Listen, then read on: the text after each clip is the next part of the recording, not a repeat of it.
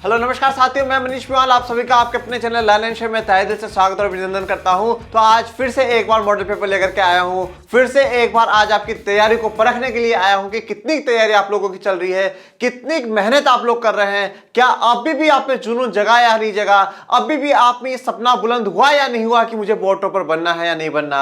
आपको कितने प्रयास करने थे वो प्रयास आप कर चुके हैं, जितनी मेहनत करनी थी वो कर चुके हैं। अब जरूरत है खुद को परखने की, अब जरूरत है खुद को पहचानने की कि कहां कमी है और कहां हमें सुधार करना है। तो एक मॉडल पेपर तो हम लोग कर चुके हैं, जिससे कि आपको अंदाजा लग चुका है कि हमने कितना पढ़ा है और कितनी अभी हमारी जरूरत है, अभी भी कितना हमें और दम लगाना है वो देखा। अब आज मॉडल पेपर 2 में देखेंगे। जैसे कि आप सभी को पता है, बेसिक जो पूर्णांक है 70 मार्क्स का ये मॉडल पेपर हम लोग करा रहे हैं, जिसमें 3.25 घंटे का टाइम अप्रोक्सीमेट मिलेगा। ओके, तो शुरू करते हैं। पर शुरू करने से पहले अगर आपने किसी भी सोशल मीडिया के प्लेटफॉर्म पर अगर लर्न एंड शेयर को फॉलो ना करा हो तो ये बहुत बड़ा पाप है, और पाप बहुत बड़ा ही है सच में। आप व्हाट्सएप पर जुड़ सकते हैं, टेलीग्राम का चैनल लर्न एंड शेयर का जरूर फॉलो करें। किसी भी प्रकार की कोई भी इंफॉर्मेशन होती है, कब क्लास होगी, कब मनीष सर लाइव आएंगे, कब मनीष सर का मॉडल पेपर आएगा, क्या स्पेशल ला रहा है लर्न एंड शेयर, जो भी होगा वो सब कुछ आपको टेलीग्राम पे ही पता चलेगा।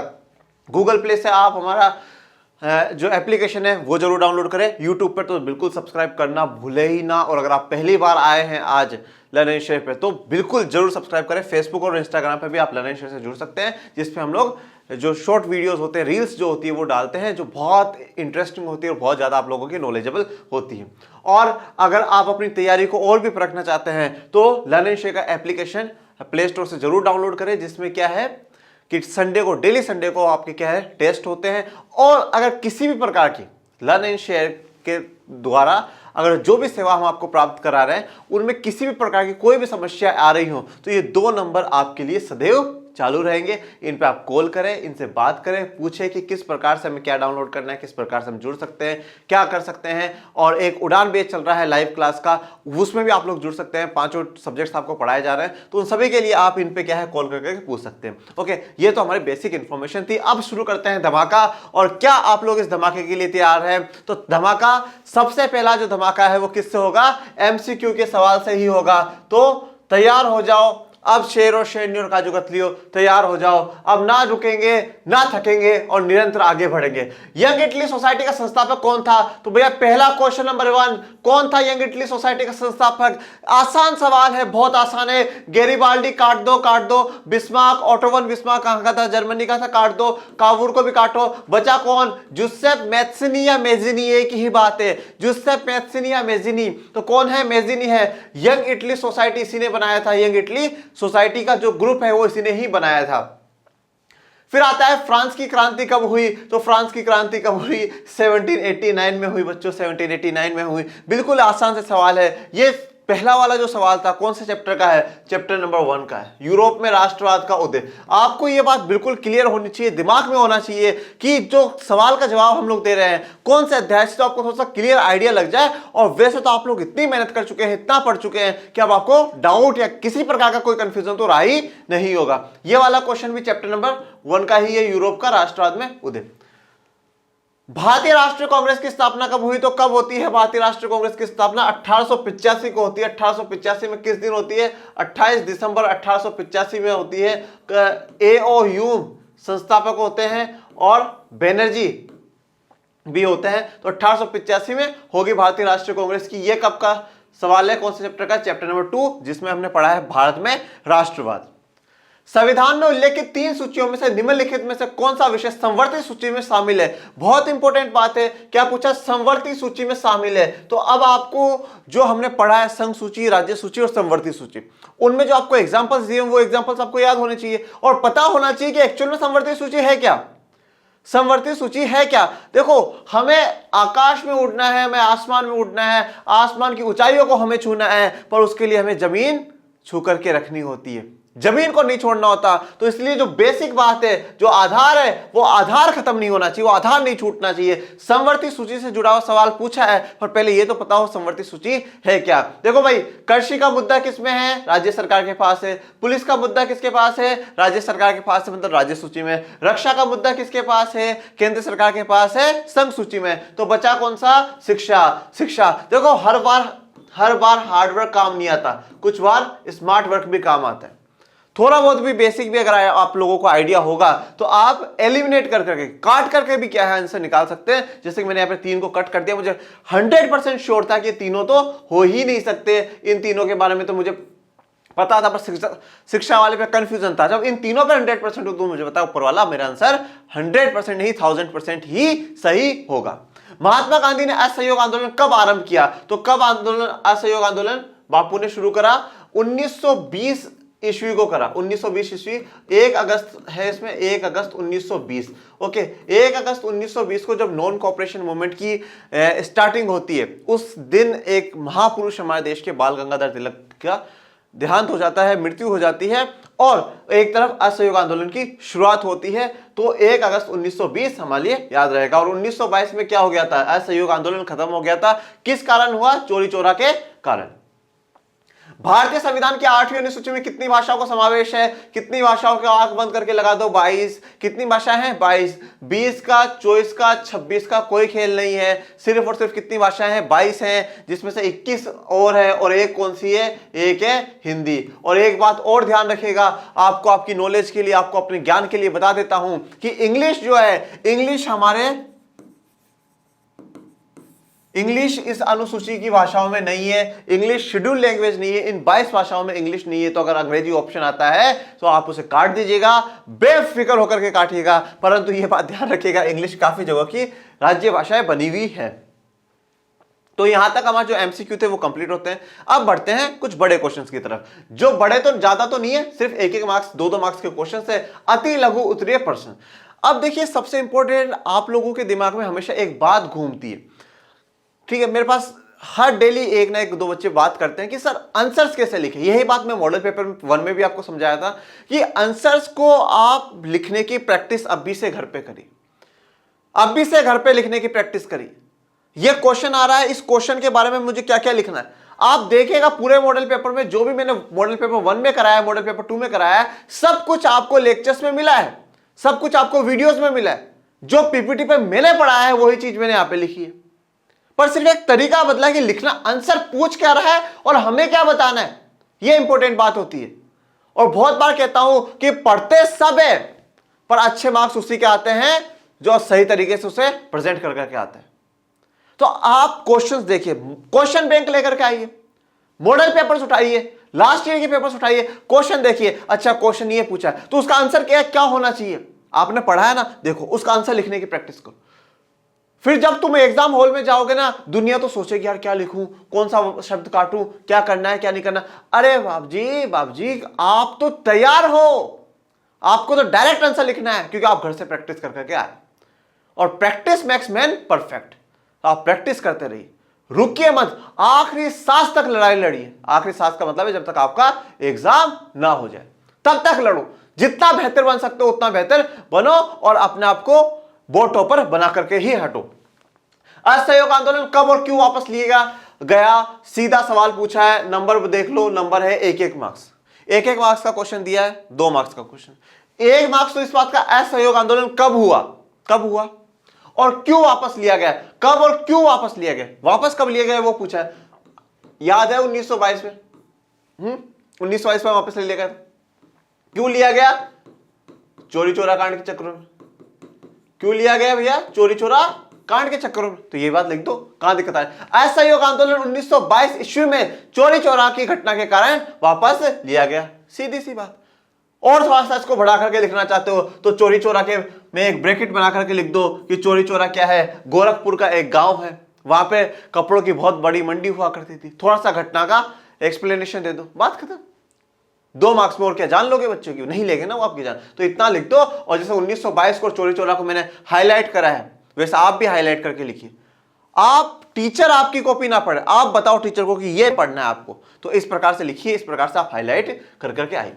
नेक्स्ट क्वेश्चन, समवर्ती सूची के 4 विषयों का उल्लेख कीजिए। अच्छा 4 विषय बताने, आधा मार्क्स का 1, फिर आधा मार्क्स, फिर आधा मार्क्स, फिर आधा मार्क्स, ऐसे कर करके आप जो 4 विषय बताओगे उनके आपको कितने मिलेंगे? 2 मार्क्स आपको मिल जाएंगे। बहुत बढ़िया। पर डायरेक्ट देखो, जब कोई योद्धा लड़ाई लड़ने जाता है ना, तो डायरेक्ट ऐसा नहीं, अच्छा कब है लड़ाई? 10 दिन बाद है, ठीक है, 9 दिन तो मैं सोऊं और 10वें दिन सीधा जाकर के लड़ लूंगा, ऐसा नहीं होता ना। पहले वो प्रैक्टिस करता है, बहुत मेहनत करता है, कुछ खाता है पीता है, लड़ाई के लिए तैयार होता है। तो हमें भी डायरेक्ट ऐसा आंसर नहीं दे देना ये लो साहब पकड़ो, तो पहले बताओ उसको आराम से। समवर्ती सूची होती क्या वो बताओ। अब यहां पर आप इसमें हेडिंग डाल दो, पहले आगे हेडिंग डाल दो समवर्ती सूची, यहां पे आपने हेडिंग डाल दी, हेडिंग डाल करके एरो बना दो, ऐसा आपने एरो बना दिया। ऐसे विषयों पर कानून बनाने का अधिकार राज्य सरकारों और केंद्र सरकारों दोनों को ही है। किस किस को है भैया? राज्य सरकारों और केंद्र सरकारों को दोनों को ही है। ये समवर्ती सूची में आता है। परंतु परंतु परंतु लेकिन जब दोनों के कानून में टकराव हो तो केंद्र सरकार द्वारा बनाया गया कानून ही मान्य होगा। ये तो भाषा है समवर्ती सूची की, पर ये तो हमसे पूछा ही नहीं सर, फिर हम बता क्यों रहे? बता दो यार, कौन सी नुकसान वाली बात है, बता दो, कोई बात नहीं। अब इसमें जो उसने पूछा 4 विषय बताओ, तो मैंने आपको सारे बता दिए। शिक्षा भी समवर्ती सूची में, वन भी समवर्ती सूची में, मजदूर संघ भी इसमें है, विवाह विवाह विवाह शादी वो भी इसी में है, गोद लेना तो वो भी इसी में है, उत्तराधिकार वो भी इसी में। ये सारे उसने 4 पूछे थे, आप 2 एक्स्ट्रा बताओ ना यार। तो हमने सारे वहां पे बता दिए, इनमें से जो भी हो। अब यहां पे से आपसे जो पूछा गया आप इनको हाईलाइट करके आइएगा, इसको हाईलाइट करके आइएगा, बिकॉज इंपॉर्टेंट जो चीज है वो ये है। फिर बढ़ते हैं नेक्स्ट क्वेश्चन की तरफ। वियना कांग्रेस का सम्मेलन कब और कहां हुआ? तो एक तो कब हुआ उसका 1 मार्क्स है, और एक कहां हुआ उसका भी 1 मार्क्स है। वियना कांग्रेस या वियना सम्मेलन उसे बोलते हैं। तो कब हुआ था वियना सम्मेलन? 1815 में हुआ। कब हुआ? 1815 में हुआ। कहां पर हुआ? वियना में हुआ। वियना कहां पर है? ऑस्ट्रिया में है। तो आइए जानते हैं। वियना संधि, ट्रीटी ऑफ वियना। ओके, क्या बोला है? वियना संधि, ट्रीटी ऑफ वियना, ऑस्ट्रिया के शहर वियना में 1815 में हुई। तो देखो कहां पर हुआ? ऑस्ट्रिया का शहर है। ऑस्ट्रिया हंगरी का नाम सुना है? ऑस्ट्रिया जो अब देश है, उस शहर के उसके शहर वियना में हुई है। तो कब हुई? 1815 में। यहां पे ये आंसर है ना कंप्लीट हो जाता है। आंसर हमारा यहां पे कंप्लीट हो चुका है। बट फिर भी देखो, मैं हमेशा एक ही बात कहता हूं कि सामाजिक विज्ञान में आप टीचर की मानसिकता को नहीं समझ सकते। टीचर कितना चाहता है? सामाजिक विज्ञान के टीचरों की हमेशा एक ही उम्मीद होती है, मैंने इतना सारा पढ़ा करके आया हूं, तो बच्चे ने इतना सा क्यों लिखा है? हाँ? हम पागल है जो हमने तो इतना सारा पढ़ाया उनको, हाँ, और वो इतना सा लिख करके चले जाए और हम उनको इतने सारे नंबर दे दे। टीचर हमेशा वॉन्ट्स मोर, वो ज्यादा चाहता है। सामाजिक विज्ञान के टीचर्स की है ये बिल्कुल, वो हमेशा चाहते हैं कि थोड़ा सा एक्स्ट्रा, थोड़ा सा और, थोड़ा सा और, इतना सा और बता देते तो मैं पूरा नंबर दे देता। तो आपको कमी कसर कहीं नहीं छोड़नी है। ये आंसर मेनली आंसर यही कंप्लीट हो जाएगा। बट फिर भी अपन थोड़ा सा बता देंगे कि सम्मेलन कांग्रेस की मेजबानी ऑस्ट्रिया के चांसलर ड्यूक मेटरनिक साहब ने करी थी। तो इसमें हमारा ऐसे पेन की इंक तो खत्म नहीं हो जाएगी कि भाई 1 लाइन और लिख देंगे तो कोई बात नहीं। 1815 की वियना संधि, ट्रीटी ऑफ वियना तैयार की, जिसका उद्देश्य उन कई सारे बदलावों को खत्म करना था जो नेपोलियन युद्धों के दौरान हुए थे। ये वाला पॉइंट आप काट सकते हैं। अगर 2 मार्क्स का क्वेश्चन आ रहा है तो ये वाला पॉइंट आप काट सकते हैं, इसकी कोई दिक्कत वाली बात नहीं है। बट थोड़ा सा अगर लिखते हैं, मैं मानता हूं कि मैंने कहा ना कि सामाजिक विज्ञान के टीचर्स की मानसिकता होती है, चाहिए जो लोग कॉपी चेक करने जाते हैं वो ये उम्मीद कर करके जाते हैं कि बच्चे ने इतना तो कॉपी में लिखा ही होगा। ओके, पर मेन जो आपका आंसर है वो यही है। ये आपका मोस्टली हाईलाइटेड होना चाहिए जिससे कि टीचर को पता रहे कि हाँ बच्चा आंसर सही लिख कर करके आया है। ओके, और उसके बाद आप ये वाला पॉइंट लिख दे तो वेल एंड डन, बहुत ही बढ़िया है, बहुत ही अच्छी बात है। ये वाला काट भी देंगे तो भी कोई ऐसी आपत्ति वाली बात नहीं है। पर यही क्वेश्चन से 3 मार्क्स में आ जाए तो 3 मार्क्स में आ जाए तो ये बात आप लिखिएगा। और जब यहां पे 3 मार्क्स वाले में ये लिख रहे हैं तो उद्देश्य पहले यहां पे साइड में लिखिएगा, एरो बनाइएगा और फिर डालिएगा ये बात। ओके, पढ़ते हैं नेक्स्ट क्वेश्चन की तरफ। अब आते हैं लघु उत्तरीय प्रश्न की तरफ। पहले 1-1 मार्क्स वाले क्वेश्चन देखिए, बहुविकल्प, फिर 2-2 मार्क्स वाले, अब 3-3 मार्क्स वाले। धात्विक खनिज किसे कहते हैं? ऐसे 2 खनिजों के नाम लिखिए। क्या बोला है? धात्विक खनिज किसे कहते हैं? धात्विक का मतलब मेटल्स वाले, जो मेटल वाला मिनरल है उन्हें किसे कहते हैं? और 2 खनिजों के नाम बताने, मतलब धात्विक खनिज किसे कहते हैं वो 1 ही मार्क्स का दिया है, और 2 खनिजों के नाम बताओगे वो 2 मार्क्स का। मौज हो गई बच्चों, तुम्हारा मौज हो गई। जिन खनिजों से धातु प्राप्त होता है, मतलब जिन खनिजों से क्या हो, मेटल प्राप्त होता हो, जिनमें चमक होती हो, चमक हो, तथा जिनको कूट पीट कर चादरों के रूप में ढाला जा सकता हो। ठीक है, कूट पीट के चादरों के रूप में भी हम ढाल सकते हैं, और तारों के रूप में खींचा भी जा सकता हो। ओके, इन्हें क्या है? धात्विक खनिज कहलाते हैं। अब देखो, लोहा, सोना, लोहा ऐशक, manganese, tungsten, nickel, boron, titanium, cobalt आदि, ये सभी क्या है? इसी के उदाहरण है। वो आपसे 2 पूछ रहा है तो इनमें से कोई भी 2 आप लिख करके आ जाना और आप मार्क्स पूरे के पूरे पा लेंगे। ओके बच्चों, क्वेश्चन नंबर 11, राजनीति में जाति किस प्रकार अनेक रूप ले सकती है, उदाहरण सहित व्याख्या कीजिए। 3 मार्क्स का है, 3 मार्क्स का है। और ये क्वेश्चन कौन से चैप्टर का है बच्चों? चैप्टर नंबर 4, सब्जेक्ट कौन सा है? पॉलिटिकल साइंस, राजनीतिक विज्ञान। और चैप्टर का नाम जाति, धर्म और लैंगिक मसले में से जाति के ऊपर सवाल पूछा है। और सवाल सीधा सा पूछा है कि राजनीति में जाति किस प्रकार अनेक रूपों से प्रभावित करती है, उदाहरण सहित आप हमें बताइए। डायरेक्ट क्वेश्चन है, डायरेक्ट ये चीज इसी हेडिंग के साथ मैंने पढ़ाया था आपको, और वही हेडिंग मैंने उठा करके यहां पे लिखी है, राजनीति में जाति अनेक रूप ले सकती है। आइए जानते हैं। पहला, उम्मीदवारों के नाम। मैंने बोला ना सीधा मैदान में कूदना नहीं, तैयारी करो पहले। तो ये तैयारी है, टीचर यही देखते नंबर दे देना चाहिए। अच्छा, उम्मीदवारों के नाम, सरकार का गठन और जातिगत भावनाओं को उकसाते हैं। 3 मार्क्स का है ना, तो 3 पॉइंट बहुत है, इनफ है 3 पॉइंट। अब यहां पे जब टीचर देखेगा कि उम्मीदवारों के नाम में, टीचर सोचेगा हाँ यार पढ़ा करके तो मैं भी आया हूं, उम्मीदवारों के नाम सरकार के गठन में भी होता है और जातिगत भावनाओं को भी उकसाते हैं। बात तो सही। यही देखते ही टीचर क्या है, आपको 1 या 2 नंबर तो यही फिक्स कर देगा, वो यही फिक्स कर देगा। First impression is the last impression. जो आपने पहले आंसर में दिखा दिया वही बात खत्म। अब इसके आगे डिटेल एक्सप्लेनेशन पे भी आ जाते हैं कि भैया उम्मीदवारों के नाम। आ जाओ तो उम्मीदवारों के नाम, जब पार्टियां चुनाव के लिए उम्मीदवारों के नाम तय करती है तो चुनाव क्षेत्र के मतदाताओं, क्या बोला है, चुनाव क्षेत्र के मतदाताओं की जातियों का हिसाब ध्यान में रखती है ताकि उन्हें चुनाव जीतने के लिए जरूरी वोट मिल जाए। ओके, तो जो चुनाव क्षेत्र के जो मतदाता होते हैं, मतदाताओं का मतलब क्या है, वोटर्स, तो वोटर्स का ध्यान रखती है कि वोटर्स कौन सी जाति का है, कितने दलित हैं, कितने अगड़े हैं, कितने पिछड़े हैं, कितने हिंदू मुस्लिम है, वो धर्म वाले मुद्दे में आ जाएगा, परंतु सभी जातियों का ध्यान रखती है और जीतने के लिए उन्हें जो जरूरी वोट होते हैं वो मिल जाए। तो उम्मीदवारों का जब चयन कर रही है, उम्मीदवारों का जब चयन कर रही है कि भाई मान लो अगर वोटर्स सबसे ज्यादा मान लो 2 समुदाय एक्स वाई जेड, अब मान लो एक्स जाति के सबसे ज्यादा वहां पे लोग रहते हैं, तो इसी जाति का क्या होगा कि वो क्या है, कैंडिडेट उतारेंगे, उम्मीदवार उतारेंगे जिससे कि उनको वोट मिल जाए। दूसरा आता है सरकार का गठन। जब सरकार का गठन किया जाता है तो राजनीतिक दल इस बात का ध्यान रखते हैं कि उसमें विभिन्न जातियों और कबीलों के लोगों का उचित जगह दी जाए। वैसे ये बात सही है, ये सही भी है। क्यों है? क्योंकि ये सत्ता की साझेदारी में हम लोगों ने पढ़ा है, चैप्टर 1 में हमने पढ़ा है सत्ता की साझेदारी में, कि जिससे क्या हो, ज्यादा से ज्यादा सभी समूह, सभी वर्गों को क्या है, सरकार में जोड़ा जाए और उनकी भागीदारी को निश्चित किया जाए। ये बढ़िया बात है, परंतु फिर भी यहाँ पे विभिन्न जातियों और कबीलों का ध्यान रखा जाता है कि इतने इस जाति के, इतने इस जाति के, इतने इस धर्म के, इतनी महिलाएं हैं, इतने पुरुष हैं। हर प्रकार का ध्यान सरकार बनाते समय रखा जाता है। सरकार का मतलब यहाँ पे ध्यान रखिएगा, जब मैं बात सरकार की करता हूं, प्राइम मिनिस्टर, प्रधानमंत्री और जो मंत्रिमंडल होता है, मतलब काउंसिल ऑफ मिनिस्टर, जितने भी मिनिस्टर होते हैं वो। अगर राज्य की सरकार की बात कर रहे हैं तो सीएम, चीफ मिनिस्टर, मुख्यमंत्री और काउंसिल ऑफ मिनिस्टर, ये होता है। ओके, तो मतलब सरकार बनाते समय मतलब मंत्रियों का ध्यान रखा जाता है कि भाई ये इतनी जाति के इस के मंत्री बनेंगे। जातिगत भावनाओं को उकसाते हैं। राजनीतिक पार्टियां और उम्मीदवार समर्थन हासिल करने के लिए जातिगत भावनाओं को उकसाते हैं। ओके, ये बात तो हमने बहुत सी बार देखा होगा, कोई एक कैंडिडेट इस जाति को गाली दे रहा है, कोई उस जाति को गाली दे रहा है, तो जातिगत भावनाओं को उकसाते हैं, विरोध में लड़ाने की कोशिश करते हैं। कुछ दलों को कुछ जातियों के मददगार और प्रतिनिधि के रूप में देखा जाता है, और जो कुछ दल होते हैं वो कुछ जातियों के मददगार और प्रतिनिधि, कि भाई ये जातियों के मददगार सपोर्टर है, वो ये पार्टी ही सपोर्टर है, वही उनकी मदद करती है, वही उनका प्रतिनिधित्व करती है।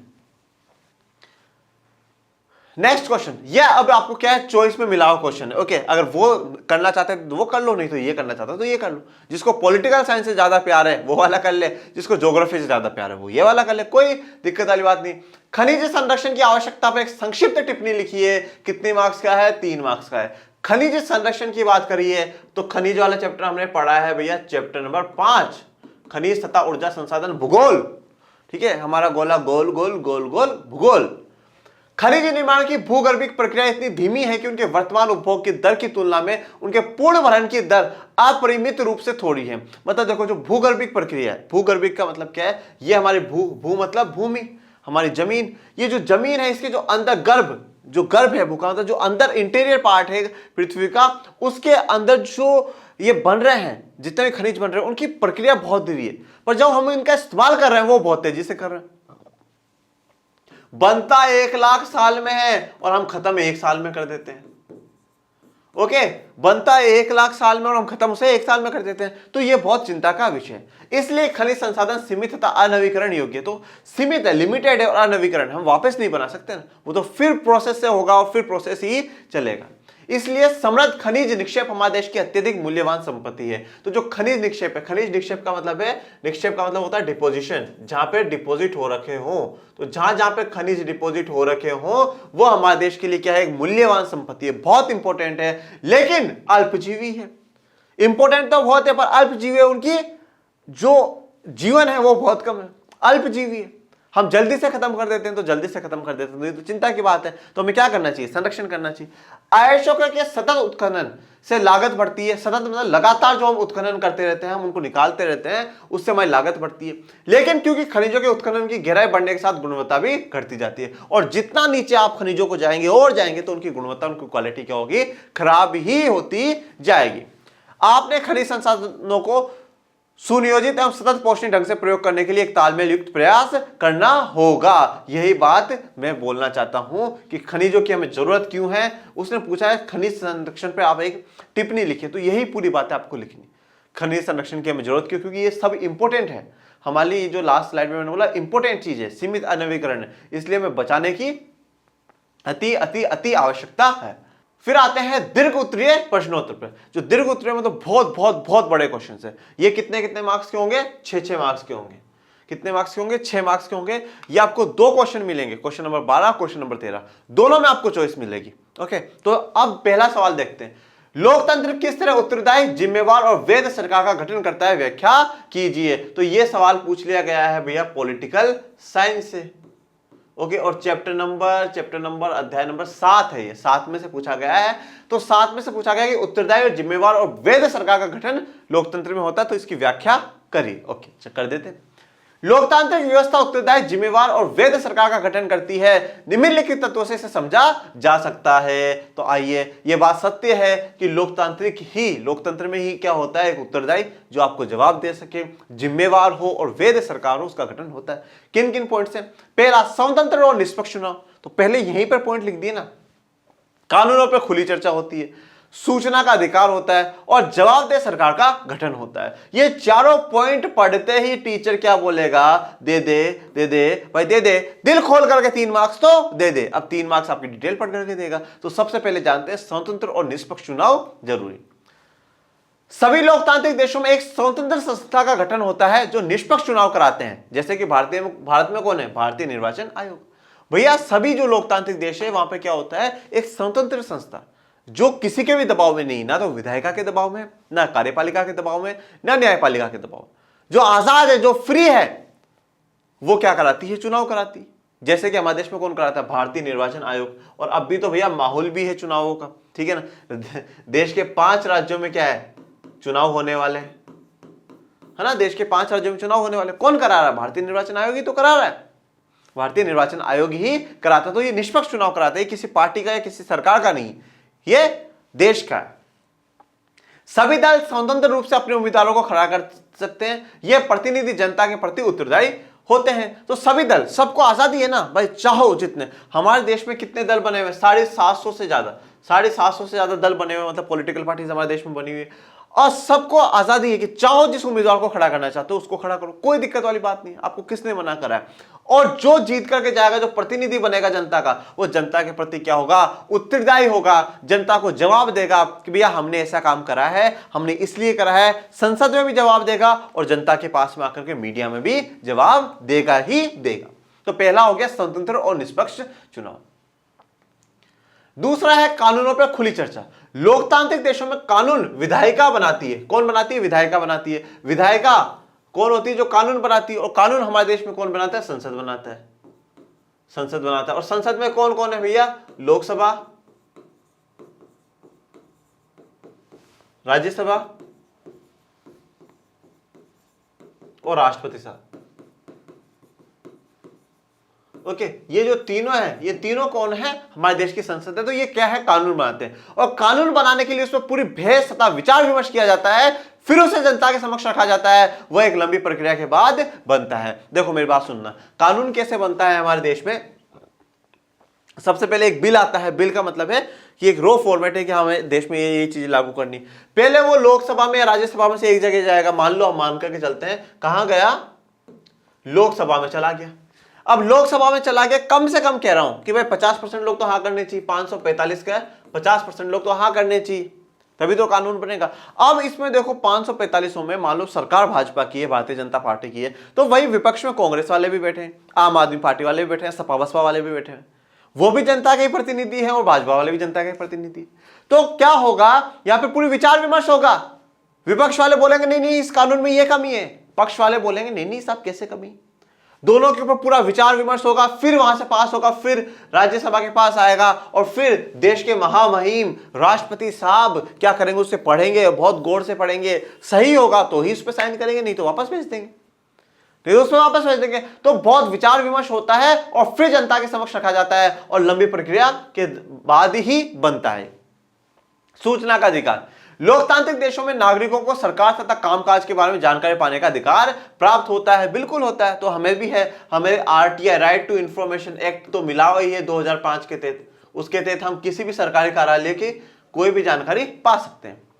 उसे यह न सिर्फ जानने का अधिकार है बल्कि उसके पास इसके साधन भी उपलब्ध है, और जानने का सिर्फ अधिकार नहीं, साधन भी उपलब्ध है, मीडियम। हम कैसे जाने, कैसे जान सकते हैं हम कि भाई कोई काम कर सकता है, हम सरकार से पूछ सकते हैं, हम सरकार से पूछ सकते हैं। सूचना का अधिकार तो अब आया है, राइट टू इंफॉर्मेशन, हम सरकार से पूछ सकते हैं। हम विधायक आता है, सांसद आता है, अगर हमारी कॉलोनी में, हमारे एरिया में, हम उससे पूछ सकते हैं कि भैया ये काम कैसे करा आप।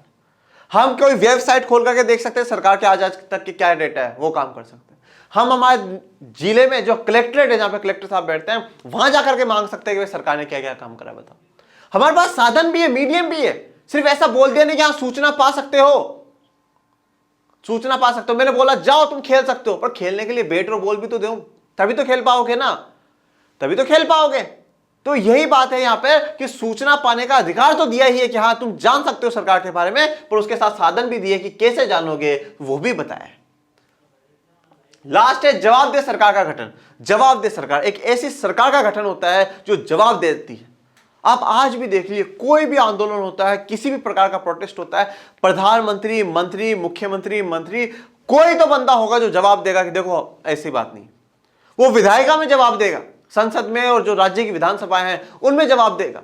वो बताएगा कि देखो यहां गलती है, यहां पे कमी है, यहां पे सुधार कर रहे हैं, सरकार ये काम करिए। अभी कोरोना का माहौल चल रहा है, सरकार बताती है हमने ये काम करा है, हमने इतने पीपीई किट खरीदे हैं, हमने इतने वैक्सीन लगवाए हैं, बहुत कुछ है, जवाब दे है सरकार। ऐसी सरकार बनती है जो जवाब दे जनता। लोकतांत्रिक व्यवस्था में एक ऐसी सरकार का गठन होता है जो संविधान को मानती है और लोगों के प्रति क्या होती है, जवाबदेह होती है। तो संविधान को मानती है मतलब क्या होता है, देश के कानून कायदों को, जो देश के कानून कायदे हैं उनको मानती है। और मैंने पहले भी कह रखा है, जो देश चलता है ना, जो देश चलता है जिसे सरकार चला रही है, देश चलता है जिसे कौन चला रही है, सरकार चला रही है। उस देश कैसे चलता है, दो चीजों से चला करता है।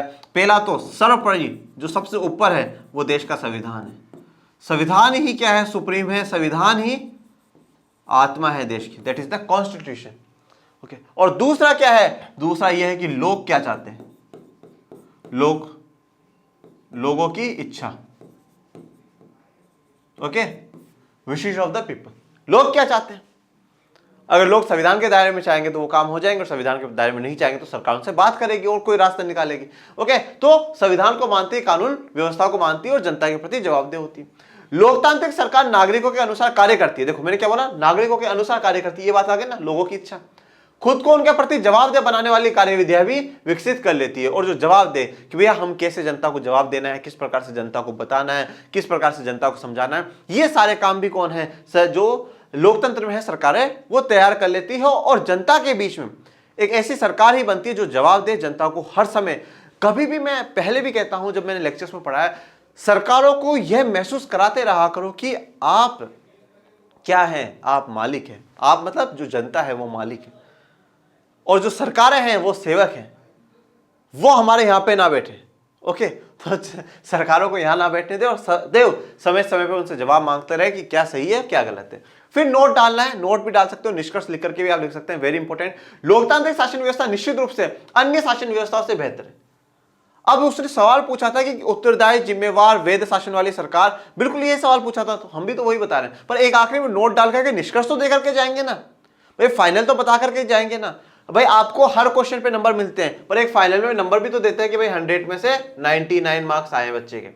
ओके, तो फाइनल में नोट भी तो देना जरूरी है कि लोकतांत्रिक शासन व्यवस्था सभी दूसरी शासन व्यवस्था से अच्छी है, चाहे वो तानाशाही हो, चाहे वो राजतंत्र वाली हो, चाहे वो सेना की हो, किसी भी प्रकार की हो, उन सबसे बेहतरीन यही है। ये वैध शासन व्यवस्था है, वैध शासन व्यवस्था है, बहुत अच्छी शासन व्यवस्था है। इसलिए पूरी दुनिया में लोकतंत्र के विचार के प्रति समर्थन का भाव है कि भाई सभी क्या है, लोकतंत्र ही चाहते हैं। जैसे कि हमने नेपाल वाला देखा, नेपाल में क्या चाहिए, लोगों को लोकतंत्र चाहिए था। बोलीविया में देखा, बोलीविया में लोकतंत्र तो था, पर सरकार यहाँ पे बैठ गई थी, तो उसको उतारना नहीं चाहिए कि देखो हम सुप्रीम है।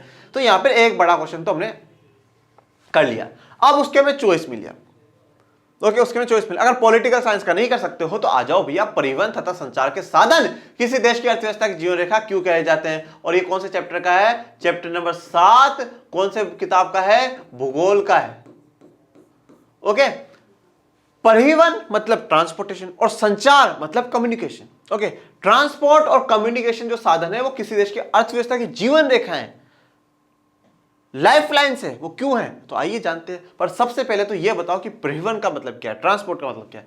वस्तुओं, सेवाओं तथा लोगों को एक स्थान से दूसरे स्थान तक ले जाना परिवहन कहलाता है। उसे क्या कहलाता है, वो ट्रांसपोर्टेशन कहलाता है। चाहे वस्तुओं को हो, सेवाओं को हो, या लोगों को हो, किसी को भी एक जगह से दूसरे स्थान पर ले जाना ही क्या कहलाता है, परिवहन, ट्रांसपोर्टेशन कहलाता है।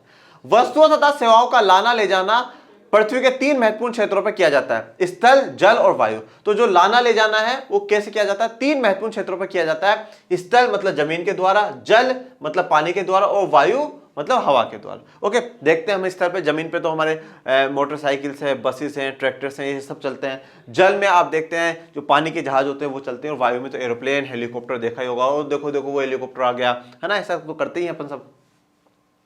संचार, ओके, अब जानते हैं कम्युनिकेशन के बारे में। संचार के साधन वे साधन हैं जिनका प्रयोग एक स्थान से दूसरे स्थान तक, एक स्थान से दूसरे स्थान तक क्या करने के लिए, संदेश भेजने के लिए किया जाए। ओके, तो वो संचार है कि भाई जो हमारा मैसेज है, हम अपनी जो मन की बात है वो कैसे एक जगह से दूसरी जगह भेज दे। पहले कबूतर से भेजी जाती थी, जा कबूतर जा, जा वो जाता था, और सच में बहुत गजब की बात थी कि वो एक जगह सही जगह ले जा करके दे देता था। फिर उसके बाद डाकिया का सिस्टम आया, डाक आया, तार एक जो बहुत इंपॉर्टेंट होता था कि भाई इंपॉर्टेंट ही मैसेज आया, बहुत फास्ट स्पीड से पहुंचाया जाता था। ठीक है, उसका धीरे धीरे और विकसित हुए, और आज के समय में तो बिल्कुल एक क्लिक पर हम मैसेज डाल देते हैं कि हाँ भैया ऐसी बात है कि हमारी शादी है, कार्ड व्हाट्सएप पे भेज दिया, आ जाना। तो ऐसा भी बहुत संदेश पहुंचाने के संचार जो कम्युनिकेशन है वो काफी डेवलप्ड हो चुका है। सोशल मीडिया भी है इसमें एक बहुत बड़ा उदाहरण दे सकते हैं। निजी दूर संचार तथा जनसंचार में दूरदर्शन, रेडियो, समाचार पत्र समूह, प्रेस तथा सिनेमा आदि देश के प्रमुख संचार साधन है। ये सभी संचार में आते हैं, सभी कम्युनिकेशन में आते हैं। ये दोनों ही किसी देश की जीवन रेखा कहे जाते हैं। अब जीवन रेखा, सवाल यह आता है कि जीवन रेखा क्यों कहे जाते हैं, तो पहले ये बता दिया कि भाई परिवहन और संचार होता क्या है। टीचर को भी तो पता होना चाहिए ना कि भाई परिवहन और संचार होता है क्या। देखो, आप कॉपी में लिखो तो इस प्रकार से कि मान लो जो टीचर को आपकी कॉपी चेक करेगा उसे कुछ ही नहीं आता, आपको उसे समझाना है, पर आप बोल नहीं सकते वहां पर, आप सिर्फ लिख करके बता सकते। तो उसको पता रहना चाहिए, हाँ भाई परिवहन, संचार, ये बात बच्चे ने लिखी है, सही लिखा है। फिर आ जाओ क्यों है वो जानते हैं। पहला, एक देश के विकास की गति वस्तुओं तथा सेवाओं के उत्पादन के साथ उनके एक स्थान से दूसरे स्थान तक पहुंचने की सुविधा पर भी निर्भर करता है। इसलिए सक्षम परिवहन के साधन तीव्र विकास के हेतु बहुत जरूरी है। अब मेरी बात बहुत ध्यान से सुनना। किसी देश के विकास की गति, विकास की गति, ठीक है, विकास क्या होता है, प्रगति होना, सुधार होना, यही विकास कहलाता है।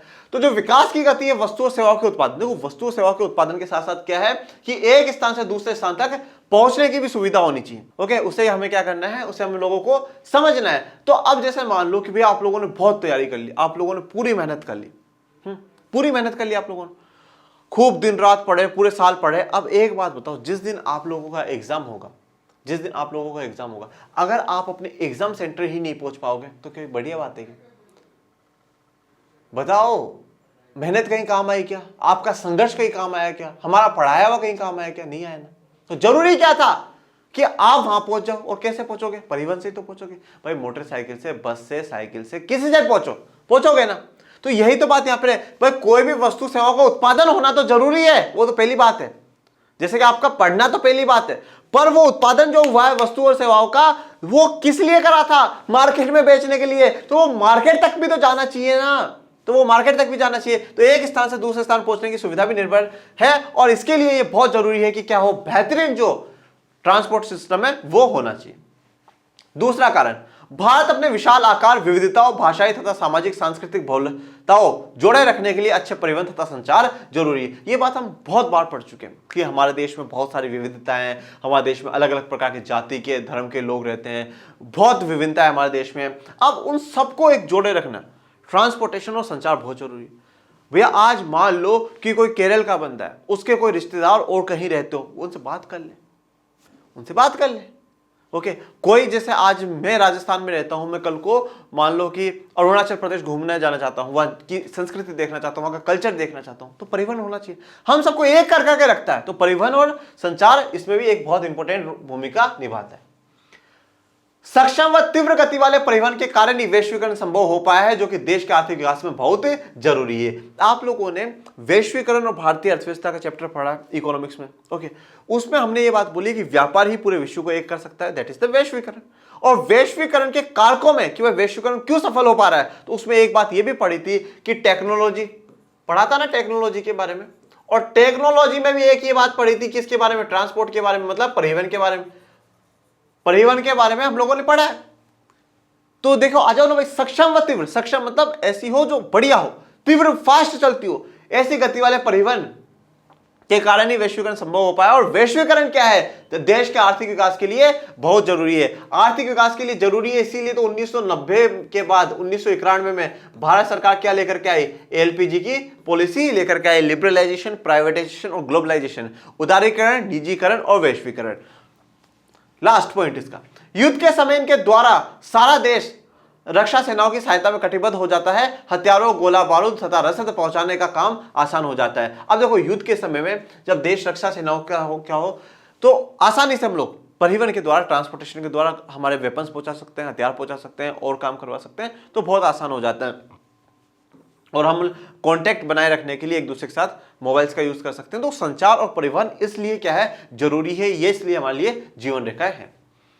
नेक्स्ट क्वेश्चन, तो वहां पे 2 में आपको चॉइस मिल गई थी, अब वापस यहां आ जाते हैं। महामंदी के कारणों की व्याख्या कर, क्या करें, महामंदी जो हुई थी 1929 से लेकर के 1930। अब यह आप पूछोगे चैप्टर कौन सा है सर, तो ये चैप्टर है 3, भूमंडलीकृत विश्व का बनना। कौन सा है, भूमंडलीकृत विश्व का बनना, अध्याय 3 इतिहास का, जो कि अभी हमारा चल रहा है यूट्यूब पे। तो आइए जानते हैं आर्थिक महामंदी की शुरुआत कब हुई, 1929 से हुई, ओके, और यह संकट 30 के दशक के मध्य तक चलता रहा और 1930 के दशक तक मध्य तक बना रहा। तो पहले थोड़ा सा इंट्रो तो देना पड़ेगा, तो यहां पर आप हेडिंग डाल सकते हैं, थोड़ा सा परिचय लिख करके, परिचय, ओके, या यह भी लिख सकते हैं पृष्ठभूमि, ओके, थोड़ा सा अच्छा लगे मतलब, ओके, ये चीज आप लिख सकते हैं। इस दौरान दुनिया के ज्यादातर हिस्सों के उत्पादन, रोजगार, आय और व्यापार में भयानक गिरावट दर्ज हुई। तो ये जो दौर है, ये जो समय, उसमें उत्पादन में भी कमी आई है, रोजगार में भी लोगों की कमी आई है, आय इनकम में भी कमी आई, व्यापार में भयानक ही गिरावट हुई। कैसे हुई वो देखेंगे। इस महामंदी के कई कारण थे, अब लिख दो यहां पे। कृषि क्षेत्र में अति उत्पादन, मतलब बहुत ज्यादा एक्स्ट्रा उत्पादन हो गया। अब सर एक्स्ट्रा उत्पादन हो गया तो बढ़िया है ना, ज्यादा खाओ, बढ़िया बढ़िया खाओ, जैसे हम लोगों ने लॉकडाउन में घर पे बैठ करके खाया, तो ज्यादा उत्पादन हो गया तो बढ़िया बात है, ज्यादा खाओ। अमेरिका से कर्ज लेकर अपनी निवेश संबंधी जरूरतों को पूरा करना, ये भी देखेंगे। और अमेरिकी अर्थव्यवस्था पर महामंदी का प्रभाव पड़ना। देखो अमेरिकी अर्थव्यवस्था पर महामंदी का प्रभाव, अमेरिका क्या है, सबको बहुत पैसा दे रहा था, बहुत कर्जदाता बना हुआ था, ओके, हम पढ़ रहे हैं भूमंडलीकृत विश्व में बात कि सबसे बड़ा कर्जदाता बन गया। पर जब उसको लगा कि भाई सब कुछ डाउन हो रहा है और मेरे पैसे नहीं आने वाले, तो उसने पैसा देना बंद कर दिया। तो इनकी स्थिति खराब होने का मतलब यह दर्शाता है कि पूरे विश्व को ही कहीं ना कहीं उसका हानि हुई है, विशेष करके यूरोप को। तो आइए सबसे पहले जानते हैं कृषि क्षेत्र में अति उत्पादन। कृषि उत्पादों की कीमतें गिरी। देखो कृषि उत्पादों की क्या हुआ, कीमतें थी वो गिर गई। किसानों की आय घटने लगी जब कीमत गिर जाएगी। देखो जब आप जैसे मान लो कि मैं कोई चीज बना रहा हूं, मैं 100 चीज बनाई, मैंने सोचा था 100 रुपए में बेचूंगा, तो मैंने क्या है, मुझे 10,000 रुपए मिल जाएंगे, ओके। पर जब उनकी कीमत गिर गई और कीमत हो गई कितनी, 90 रुपए, तो अब कितने हुए, 9,000 रुपए। तो क्या हुआ, मेरी इनकम भी तो गिर गई ना, मेरी आय गिर गई। पहले 10 कमा रहा था, अब 9,000 कमा रहा हूं। तो इस प्रकार से क्या हुआ, जैसे जैसे कीमतें गिरी तो किसानों की आय भी घटने लगी, उनकी इनकम भी घटने लगी। तो आमदनी बढ़ाने के लिए किसान उत्पादन बढ़ाने का प्रयास करने लगे ताकि कम कीमत पर ही सही लेकिन ज्यादा माल पैदा करके तो अपना आय स्तर बनाए रख सके। तो इन्होंने क्या सोचा किसानों ने कि भैया पहले हम 100 किलो गेहूं उगा रहे थे, मेरी बात बहुत ध्यान से सुनना, कॉन्सेप्ट को समझिएगा। हम 100 किलो गेहूं उगा रहे हैं, 100 किलो गेहूं उगा रहे थे। अब 100 किलो गेहूं हम लोग क्या कर रहे थे, हमने सोचा था 1 किलो गेहूं हम 30 रुपए में बेचेंगे, मतलब 3000 रुपए तो हम लोग कमा लेंगे। पर भैया लोगों के पास पैसा ही नहीं है देने को, तो क्या करो, 3000 कमाने हैं, तो 3000 कमाने पर इसकी हम वैल्यू गिरा देंगे। तो अब मैं 150 किलो गेहूं का उत्पादन करूं और 20 रुपए में बेचूं तो भी भैया मैं 3000 रुपए कमा लूंगा। पर किसान ये चाहते हैं कि उत्पादन ज्यादा कर करके मूल्य कम कर देंगे, और पर जो हमारा इनकम है वो तो कम से कम तो इतना तो रहना चाहिए, कम से कम जो आ रहा है वो तो आना चाहिए ना। यही चीज तो हम भी चाहते हैं। ओके, खरीदारों के अभाव में कृषि उपज पड़ी सड़ने लगी। अब एक्चुअल में मंदी कब आती है, दो चीज आप सुनते हैं, एक तो होता है महंगाई और एक होता है मंदी।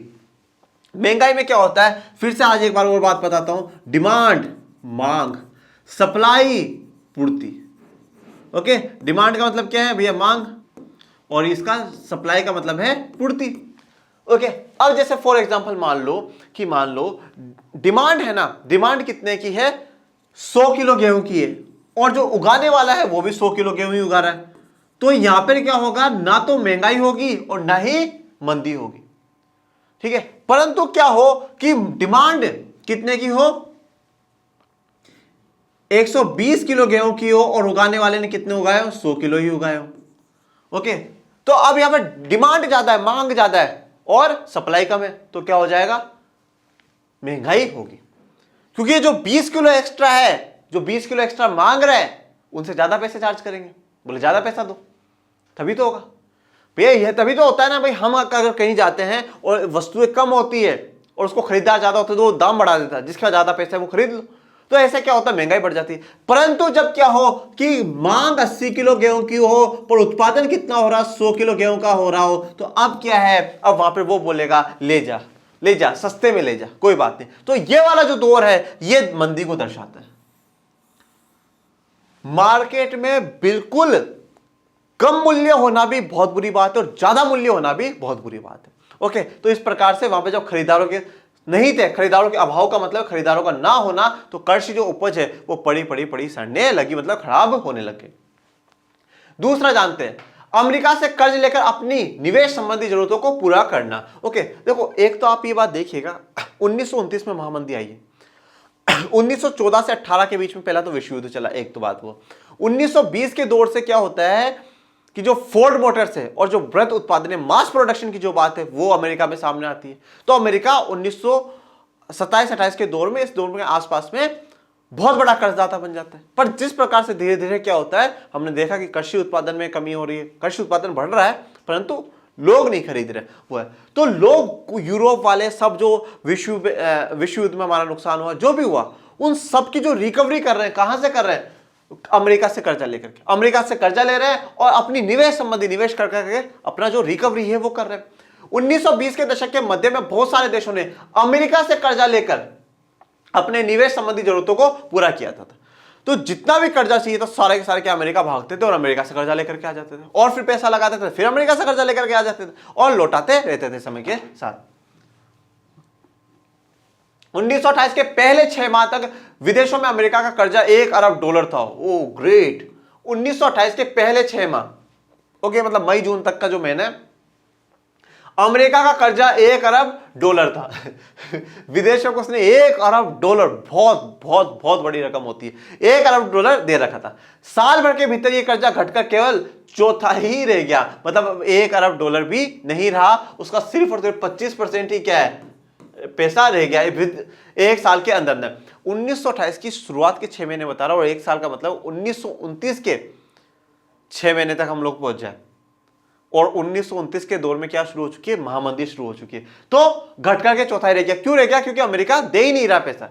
जो देश अमेरिकी कर्ज पर सबसे ज्यादा निर्भर थे उनके सामने गहरा संकट आ खड़ा हुआ, तो बहुत बुरी स्थिति होती है उन देशों पर, तो जो कि अमेरिका से पैसा ले रहे थे और अमेरिका ने मना कर दिया कि बोला अब हम नहीं देंगे, भग जाओ यहां से, तुम लौटाने वाले तो हो नहीं हमें।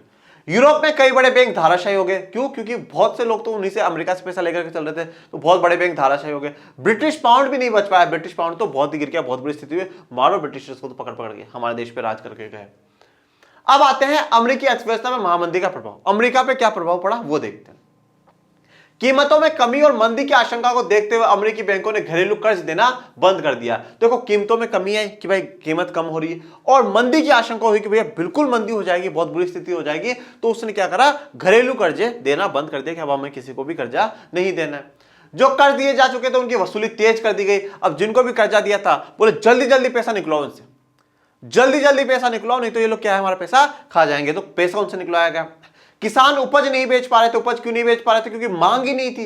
परिवार तबाह हो गए, कारोबार ठप हो गए, मतलब सबके सब लोग क्या हो गए, बेरोजगार हो गए। आमदनी में गिरावट आने पर अमेरिका के बहुत सारे परिवार कर्ज चुकाने में नाकामयाब हो गए, जिसके चलते उनके मकान, कार और सारी जरूरतें चीजें कुर्क कर ली गई। मतलब क्या कर लिया गया कि जब्त कर दी गई और बहुत बुरी स्थिति हो गई, क्योंकि आमदनी में गिरावट हो गई। लोग किसी चीज की डिमांड ही नहीं कर रहे, किसी चीज की लोग डिमांड ही नहीं कर रहे, तो जो उत्पादन है करने वाला है वो कहां से पैसा देगा कर्मचारियों को? नहीं दे पाएगा, उत्पादन ही नहीं होगा, फिर बंद हो जाएगा। तो इसलिए कहा जाता है कि पैसा सारा घर पे भी नहीं रखना चाहिए, वो अर्थव्यवस्था में घूमता रहना चाहिए।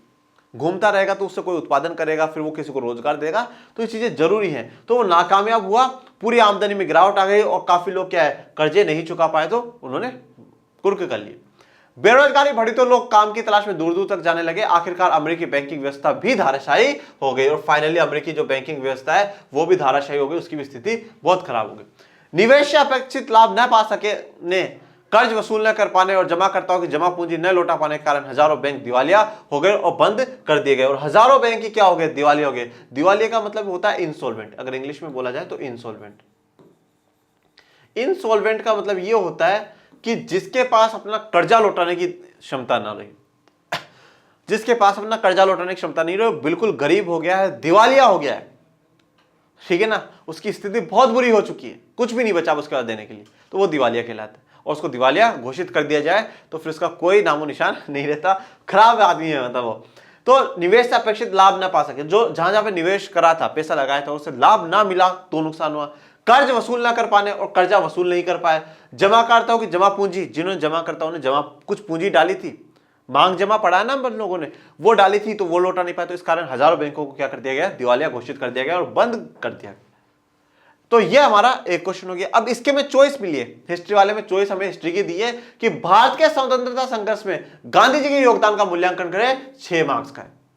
तो भैया गांधी जी का योगदान तो जितना लिखो उतना कम है, पर लिखना तो पड़ेगा, कुछ ना कुछ तो लिखेंगे। ऐसे थोड़ी कॉपी में लिख करके आएंगे कि भाई गांधी जी का योगदान तो जितना लिखे उतना कम है, धन्यवाद मास्टर जी, ये तो लिखेंगे नहीं। तो मास्टर जी बोलेंगे गांधी जी ने नंबर देने के लिए मना करा, मैं 0 दे रहा हूं बेटा, जा। तो ये चीज तो करनी नहीं है, तो हमें गांधी जी के बारे में बता देते हैं।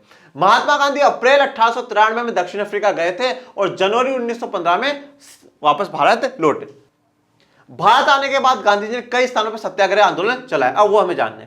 देखो ये 1917 में चंपारण सत्याग्रह, फिर खेड़ा सत्याग्रह, अहमदाबाद सत्याग्रह, रोलेट सत्याग्रह, असहयोग आंदोलन, दांडी यात्रा और भारत छोड़ो आंदोलन, और फाइनली स्वतंत्रता हमें मिल जाएगी। सबसे पहले आते हैं 1917 का चंपारण सत्याग्रह। चंपारण कहां पर है, बिहार में। 1917 में उन्होंने बिहार के चंपारण इलाके का दौरा किया और दमनकारी बागान व्यवस्था के खिलाफ, कौन सी दमनकारी बागान व्यवस्था के खिलाफ किसानों को संघर्ष के लिए प्रेरित किया। और उन्होंने किसानों को बोला कि तुम एक हो, लड़ो, और ये जो दमनकारी बागान व्यवस्था जो तुमसे शोषण करके ये बागानों पे काम करवाया जा रहा है, इसे हमें क्या करना है, खत्म करना है। पहला आंदोलन। दूसरा 1917 का खेड़ा सत्याग्रह। 1917 में उन्होंने गुजरात के खेड़ा जिले के किसानों की मदद के लिए सत्याग्रह का आयोजन करा। तो सत्याग्रह के लिए कहां, खेड़ा, गुजरात में वो गए और उन्होंने आयोजन करा किसानों की मदद करने के लिए। फसल खराब हो जाने और प्लेग की महामारी के कारण खेड़ा के जिले के किसान लगान चुकाने के हालात में नहीं थे, तो लगान कम करवाना चाहते थे खेड़ा जिले के जो किसान हैं, क्योंकि वहां पे फसलें खराब हो चुकी थी, प्लेग महामारी फैली हुई थी, तो इसलिए वो चाहते थे कि हम लगान नहीं चुका सकते तो कम कर दिया जाए, पूरा हमसे ना ले। तो उसके लिए गांधी जी आंदोलन करते हैं।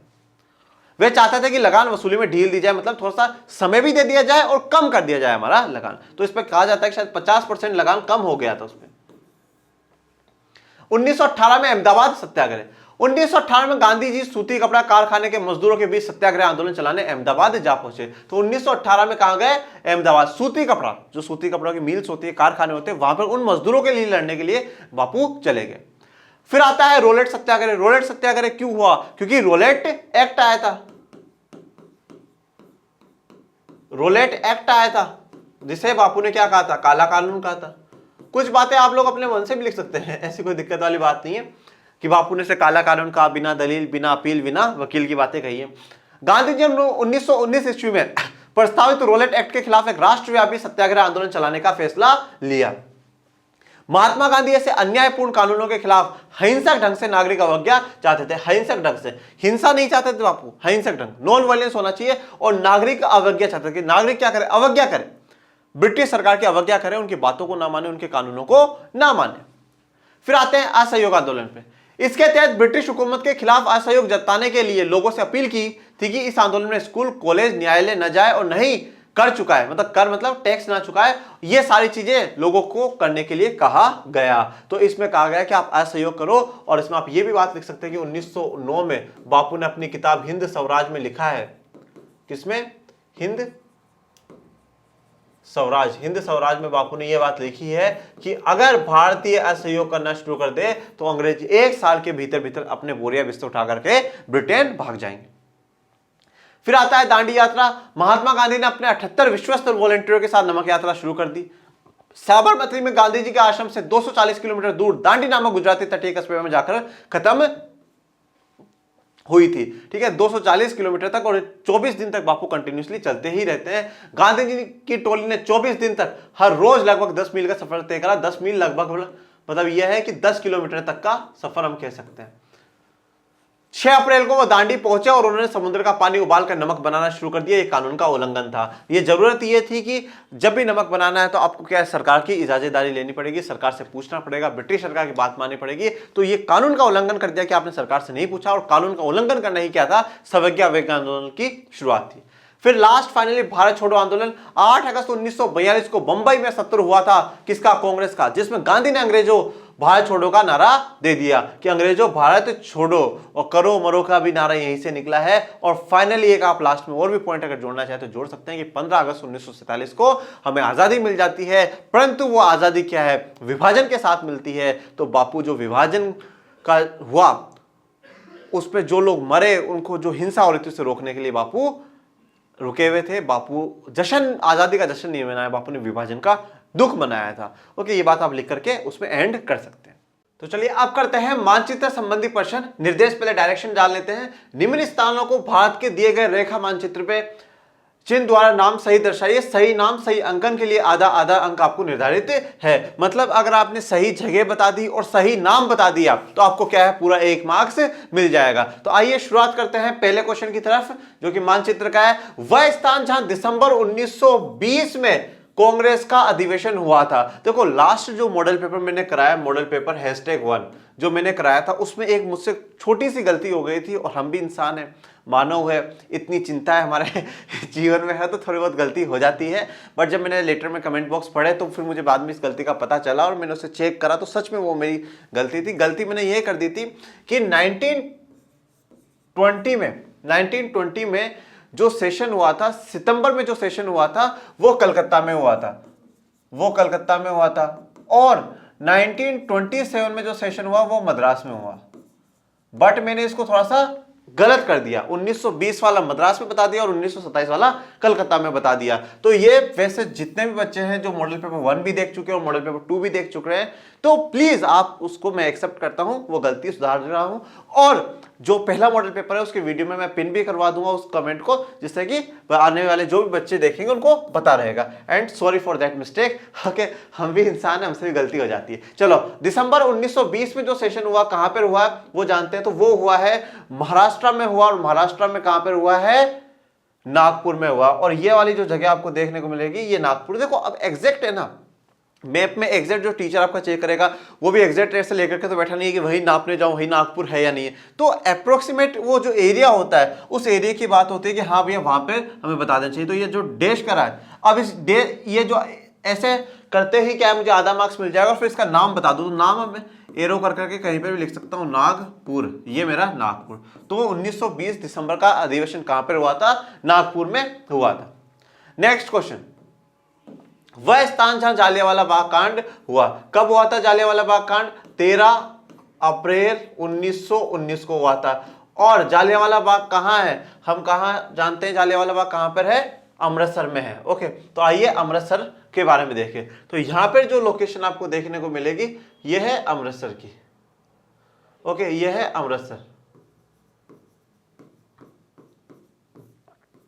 ओके, ये है अमृतसर। नेक्स्ट क्वेश्चन, वह स्थान जहां कांग्रेस का 1929 में अधिवेशन हुआ। तो 1929 में जो अधिवेशन हुआ जिसमें क्या हुआ था, जवाहरलाल नेहरू बने थे अध्यक्ष कांग्रेस के और पूर्ण स्वराज की मांग करी गई थी। तो लाहौर जो है ये कहां पर हुआ था, लाहौर में हुआ था। तो यहां पर आपको लाहौर देखने को मिलेगा, अमृतसर के थोड़ा सा पास में ही है, पर अब आज ये लाहौर दुर्भाग्यवश कहां पर है, पाकिस्तान में है। ओके,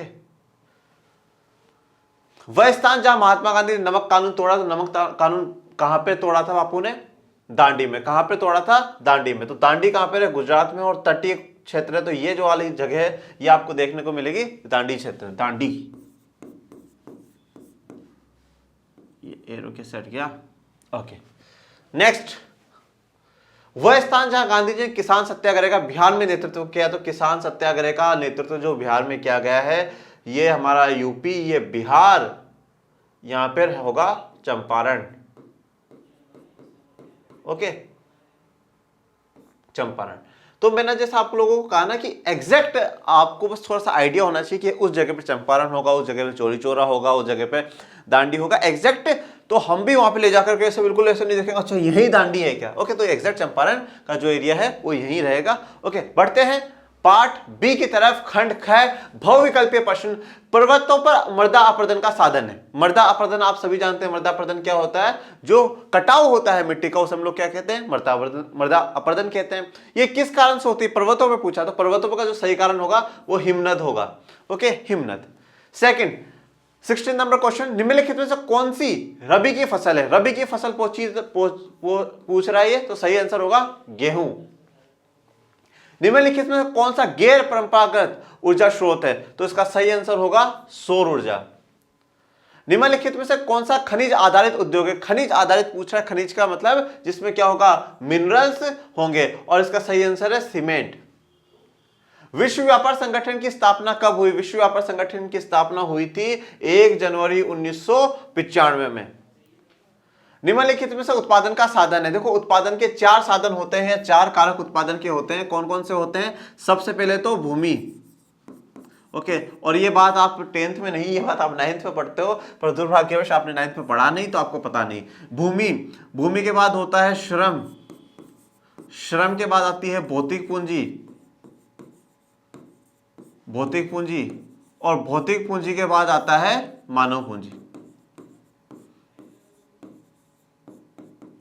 ओके, तो अब इसमें पूछा उत्पादन का साधन। लाभ, लाभ तो बाद में पता चलेगा लाभ होगा या हानि होगी। सेवाएं, सेवाएं तो वस्तु है, सेवाओं का तो आप उत्पादन करोगे। और कर है जो टैक्स है जो आपको सरकार को देना है। तो सही आंसर इसका क्या होगा, पूंजी आ जाएगा। अब आते हैं अति लघु उत्तरीय प्रश्न में, जो कितने हैं, 2-2 मार्क्स के आपको देखने को मिलेंगे। तो सबसे पहले पूछा है कोडरमा किस राज्य में स्थित है, ये किस खनिज से संबंधित है। तो 1 मार्क्स तो आपको इस बात का मिलेगा कि किस राज्य में स्थित है, और दूसरा कौन सा खनिज के लिए जाना जाता है, ये बात। कोडरमा झारखंड राज्य में स्थित है। तो कौन से राज्य में है, झारखंड राज्य में। और किसके लिए फेमस है, अभ्रक के लिए। अभ्रक को हम लोग क्या बोलते हैं, मिक्का भी बोलते हैं। ओके, नेक्स्ट क्वेश्चन, छिपी बेरोजगारी से आप क्या समझते हैं। देखो, छिपी बेरोजगारी या प्रच्छन्न बेरोजगारी एक ही बात है। तो आइए छिपी बेरोजगारी के बारे में जानते हैं। छिपी बेरोजगारी वह स्थिति है जब लोग नियोजित तो दिखाई देते हैं परंतु वास्तव में वे अल्प बेरोजगार होते हैं। तो छिपी हुई बेरोजगारी वो है जब हमें क्या है, लोग नजर तो आते हैं कि हाँ भाई वो काम कर रहे हैं, पर वो सच में क्या है, बेरोजगार है। जैसा कि मैंने आपको एक किसान का उदाहरण दिया था कि एक किसान के पास जमीन है, उस पर जब वो पहले परिवार के 5 लोग काम कर रहे थे तो भी 100 किलो ही उत्पादन हो रहा था, 10 कर रहे हैं तो भी 100 किलो उत्पादन हो रहा है। पर जो 5 जो पहले फालतू थे, पर आप दुनिया की नजर में क्या है कि देखो यार वो तो खेत पे काम करने जाते हैं, पर सच में वो बेरोजगारी है। तो इसे क्या कहते हैं, छिपी हुई बेरोजगारी या प्रच्छन्न बेरोजगारी भी कहते हैं। इस स्थिति में आवश्यकता से अधिक लोग एक ही काम में लगे रहते हैं। आवश्यकता से अधिक मतलब देखो, आवश्यकता वहां पे 5 लोगों की थी तो भी 100 किलो गेहूं का उत्पादन हो रहा है। आप वहां पे 10 लगा दो, 20 लगा दो, उत्पादन तो 100 किलो ही होगा, क्योंकि भूमि जो लैंड है वो तो उतना ही उत्पादन कर पाएगी। तो जो 5 लोगों के अलावा आप जो भी एक्स्ट्रा में लगाओगे, 5 लोग 6 लोग जो भी लगाओगे, वो क्या आवश्यकता से अधिक है ना। तो एक काम में आवश्यकता से अधिक लोग लगे रहते हैं, अर्थात वे अपनी क्षमता से कम काम करते हैं। अब ये जो 5 लोग हमने वहां पे एक्स्ट्रा लगाए हैं खेत में, जो 5 लोग हमने एक्स्ट्रा लगाए हैं खेत में, वो लोग क्या है, अपनी क्षमता से कम काम कर रहे हैं। कभी पानी पिला देंगे, घर से खाना ला देंगे, थोड़ा बहुत खेत में इधर का कचरा उठाकर उधर डाल देंगे, कभी थोड़ा बहुत फसल कटवा देंगे। क्षमता उनकी और भी ज्यादा काम करने की, पर वो उतना कर नहीं पा रहे क्योंकि उनको रोजगार मिल नहीं पा रहा है। नेक्स्ट क्वेश्चन, संगठित क्षेत्र को परिभाषित कीजिए। 2 मार्क्स। संगठित क्षेत्र का क्वेश्चन लास्ट जो मॉडल पेपर मैंने कराया था उसमें भी आया था और अभी भी है, तो वही आंसर हम देंगे। संगठित क्षेत्र में वे उद्यम अथवा कार्यस्थान आते हैं जहां पर वे उद्यम मतलब जो बिजनेस है, इंडस्ट्रीज है या जो कार्यस्थान वो आते हैं कौन कौन से, रोजगार की अवधि नियमित होगी। नियमित यहां पर हम फिक्स मान सकते हैं, फिक्स्ड भी होता है और रेगुलर भी। नियमित का मतलब होता है फिक्स्ड होगी कि हाँ भैया 5 साल 10 साल 20 साल 25 साल 60 वर्ष तक आप क्या है यहाँ पे काम कर सकते हो, किसी प्रकार की कोई दुविधा नहीं है। सरकार द्वारा पंजीकृत होते हैं, मतलब सरकार द्वारा क्या होते हैं, रजिस्टर्ड होते हैं। सरकार से इनका क्या होता है, रजिस्टर्ड होता है, रजिस्ट्रेशन हुआ होता है।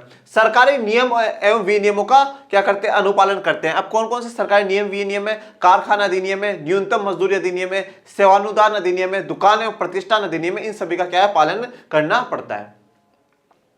औपचारिक प्रक्रिया एवं कार्यविधि होती है, जो फॉर्मेलिटीज होती है कि भैया सरकार ने बोल रखा है ये फॉर्म भरना पड़ेगा, ये काम करना पड़ेगा, ये कानून मानना पड़ेगा, इतना पेंशन देनी पड़ेगी, इतनी तनख्वाह देनी पड़ेगी, ये जो सारे काम है ये औपचारिकता वहां पे करनी पड़ती है। सवेतन छुट्टी, अवकाश काल में भुगतान, भविष्य निधि, सेवानुदान इत्यादि पाते हैं। वे चिकित्सीय लाभ भी पाते हैं। जब वे सेवानिवृत्त हो जाते हैं तो उन्हें पेंशन भी प्राप्त होती है। सारे क्या है, संगठित क्षेत्र के ही उदाहरण है। अब आ जाते हैं लघु उत्तरीय प्रश्नोत्तर में, जो क्या है कितने मार्क्स के होंगे, 3-3 मार्क्स के होते हैं लघु उत्तरीय प्रश्नोत्तर। भारतीय राष्ट्रवाद के उदय के 3 कारणों को लिखिए कि भैया भारत में राष्ट्रवाद का जो उदय हुआ उसके 3 कारण हमें बताने। ओके, भाई क्यों हुआ भारत में राष्ट्रवाद का उदय कारण। अब आप बोले सर जब अंग्रेज भारत में, अरे भाई वो तो आधार बन गया, वो तो आधार बन गया ना कि हाँ भाई वो जरूरत, वो नहीं होता तो राष्ट्रवाद की हमें जरूरत ही नहीं पड़ती। पर राष्ट्रवाद का जब ये आंदोलन हो रहा था, स्वतंत्रता आंदोलन हो रहा था, तो उस समय भारत में राष्ट्रवाद के उदय के कारण हमें बताने, 3 बताने। देखो सबसे पहले तो है ना हमें बताएंगे कि राष्ट्रवाद क्या होता है। राष्ट्रवाद की भावना तब पनपती है जब लोग ये महसूस करने लगे कि वे एक ही राष्ट्र के अंग है। ये बात आप अंडरलाइन कर दीजिएगा कि एक ही राष्ट्र के अंग है। जब वे एक दूसरे को एकता के सूत्र में बांधने वाली कोई साझा बात ढूंढ लेते हैं, तो राष्ट्रवाद क्या है, जब एक ही राष्ट्र का अंग हम सब अपने आप को मानने लग जाए। हम सब जो देश में लोग रहते हैं, हम सब एक दूसरे को भाई बहन माने, हम किसी को ऊंचा किसी को नीचा ना माने, हम किसी के साथ जाति धर्म लिंग रंग के आधार पर भेदभाव ना करें। हम सब में एकता की एक बात, एकता का एक ऐसा पॉइंट हम लोग ढूंढ ले, हमें जो सिमिलरिटी है वो ढूंढ ले। और सिमिलरिटी हमें क्या है कि हम सब पे भारत माता का कर्जा है, हम सब पे इस मिट्टी का कर्ज है और हम सब ने इसी मिट्टी में जन्म लिया, हम सभी इस मिट्टी में मर जाएंगे। मतलब हम सभी इस भारत माता की संतान है। तो फिर जब संतान एक जगह के हैं तो फिर कैसा भेद जाति के आधार पे, कैसा भेद धर्म के आधार पे। एकता के लिए एक बात हमें ढूंढनी है और जो साझा वाली बात हमने उस समय ढूंढी वो ये थी कि उपनिवेशवाद को क्या करना है, खत्म करना है। उपनिवेशवाद को खत्म करना है, अंग्रेजों को देश से भगाना है और उसके लिए यूनिटी, एकता बहुत ज्यादा जरूरी है। अब 3 कारण कौन कौन से। पहला, भारत माता की छवि, कि भाई भारत माता की छवि लोगों में आई तो उससे सबके मन में क्या राष्ट्रवाद का भाव आया। दूसरा, वंदे मातरम गीत आया और तीसरा है लोकता आई और एक और है तिरंगा झंडा। उन्होंने 3 कारणों के पूछे, मैं 4 आपको बता रहा हूं और 4 में से जो भी आपको 3 इजी लगे आप लिख करके आ जाने एग्जाम में। पर मैं इस पर्सपेक्टिव से भी लिखा रहा हूं कि मान लो यही क्वेश्चन 6 मार्क्स में आ गया, फिर अगर यही क्वेश्चन 6 मार्क्स में आ गया तो प्रॉब्लम क्रिएट हो जाएगी। तो इसलिए हम लोग क्या कर करके चल रहे हैं, हम एक तैयारी कर करके चलेंगे कि भाई 6 में भी आ गया तो मैं 4 पॉइंट तो लिख करके आ सकता हूं या आ सकती हूं। आपकी तैयारी में कहीं चूक नहीं होनी चाहिए, आपका जो बेहतरीन उज्जवल भविष्य है उसमें कहीं चूक नहीं होनी चाहिए। वो सपना जो आपने संजोया, जो मैंने संजोया है, वो सपना पूरा होना ही होना चाहिए। हमारी तरफ से कोई कमी नहीं होगी। सबसे पहले भारत माता की छवि।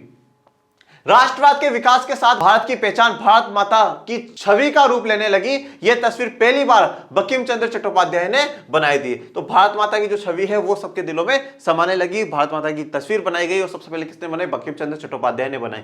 ये जो कुछ भी मैंने लिया है सब लेक्चर्स में से लिया है। ओके, जो लेक्चर्स अगर जिन बच्चों ने देखे हैं तो उनको ये बातें बिल्कुल क्लियर होगी। फिर दूसरा है वंदे मातरम गीत। 1870 के दशक में उन्होंने मातृभूमि की स्तुति के रूप में वंदे मातरम गीत लिख दिया। बाद में उन्होंने अपने उपन्यास आनंद मठ में शामिल कर लिया। ओके, तो ये बात तो आपने पढ़ी है। तीसरा आता है लोकता। मद्रास में नटेशा शास्त्री ने द फोकलोअर्स ऑफ संदर्भ इंडिया के नाम से एक तमिल लोक कथाओं का विशाल संकलन 4 खंडों में प्रकाशित किया। तो उन्होंने क्या है, जो तमिल जो लोक कथाएं हैं, लोक कहानियां हैं वहां की, उनको इकट्ठा कर करके 4 खंडों में से प्रकाशित करा। और उन्होंने क्या कहा, उनका मानना था कि लोक कथाएं साहित्य होती है और ये लोगों के असली विचारों और विशिष्टताओं की सबसे विश्वसनीय अभिव्यक्ति होती है। तो ये क्या कह रहे हैं कि जो लोगों के असली विचार हैं, जो लोगों की अभिव्यक्ति की बात हम लोग करते हैं, जो वो है वो क्या है, ये लोक कथाएं हैं। उन्हीं से हमें पता चलता है कि लोगों के क्या विचार है और क्या चाहते हैं और क्या कर सकते हैं। फिर नेक्स्ट है तिरंगा झंडा। बंगाल में स्वदेशी आंदोलन के दौरान एक तिरंगा झंडा हरा, पीला, लाल तैयार किया गया। इसमें ब्रिटिश भारत के 8 प्रांतों का प्रतिनिधित्व करते हुए कमल के 8 फूल और हिंदू मुस्लिम का एकता दिखाने के लिए अर्धचंद्र को दर्शाया गया है। 1921 तक गांधी जी ने भी स्वराज का झंडा तैयार कर लिया। यह भी तिरंगा सफेद, हरा और लाल था। इसके मध्य में गांधीवादी प्रतीक चरखे को जगह दी गई और स्वावलंबन का प्रतीक माना गया। स्वावलंबन का मतलब होता है आत्मनिर्भर, हम हमारा काम खुद करेंगे, हम विदेशों पर निर्भर नहीं, हम स्वदेशी चीजों को अपनाएंगे। और जो हमारा आज का जो तिरंगा है, हमारे आन बान शान और हमारे देश की जान हमारा तिरंगा है, उसे 22 जुलाई 1947 को भारतीय संविधान ने राष्ट्रीय तिरंगे के रूप में घोषित कर दिया था। फिर इसी के चॉइस में अगर वो क्वेश्चन आप नहीं करना चाहते हैं तो ये क्वेश्चन कर सकते हैं। इटली के एकीकरण में महत्वपूर्ण भूमिका निभाने वाले 3 नेताओं के नाम लिखिए। एक का बता दोगे तो 1 मार्क्स, दूसरे का बता दोगे तो 1 मार्क्स और तीसरे का भी बता दोगे तो 1 मार्क्स। इटली के एकीकरण में महत्वपूर्ण भूमिका निभाने वाले 3 नेताओं, पहला जुसेप मैत्सिनी, दूसरा विक्टर एमेनुएल द्वितीय और तीसरा प्रधानमंत्री कावूर। सबसे पहले जुसेप मैत्सिनी। 1830 के दशक में जुसेप मैत्सिनी ने इटली को एकीकृत करने के लिए सबसे ज्यादा प्रयास किया और उसने यंग इटली नामक गुप्त संगठन स्थापित कराया। तो 1830 में सबसे ज्यादा प्रयास किसने करा? जुसेप मैत्सिनी ने करा है। और उसने क्या है कि यंग इटली नामक गुप्त संगठन बनाया। किस लिए? इटली को एकीकृत करने के लिए, इटली को एक करने के लिए। दूसरा है विक्टर एमेनुएल द्वितीय।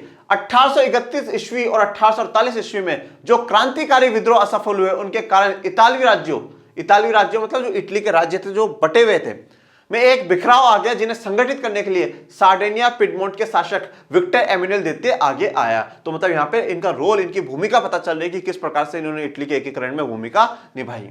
प्रधानमंत्री कावूर, सार्डिनिया पिडमोंट के प्रधानमंत्री कावूर ने इटली के राज्यों को संगठित करने के लिए प्रारंभ हुए आंदोलन को नेतृत्व प्रदान किया और फ्रांस और सार्डिनिया पिडमोंट के बीच एक कूटनीतिक संधि भी की। तो मतलब यहां पे क्या है, प्रधानमंत्री कावूर का रोल है। 3 लोगों के नाम पूछे, उनकी भूमिकाएं पूछी, तो मैंने 3 लोगों के नाम भी बता दिए और भूमिका भी बता दी। आपको डायरेक्ट ऐसा आंसर नहीं लिखना है, आपको पहले नाम बताने, जैसे मैं करवा रहा हूं उसी प्रकार से आपको आंसर देना है।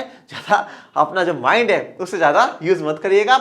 हाँ, सिर्फ आप अब मॉडल पेपर का मतलब ये होता है कि हमें एक आइडिया लग जाए कि किस प्रकार के क्वेश्चंस आते हैं, कैसे हमें आंसर फ्रेम करना है, इसीलिए मैं आपको ये YouTube पे करा रहा हूं।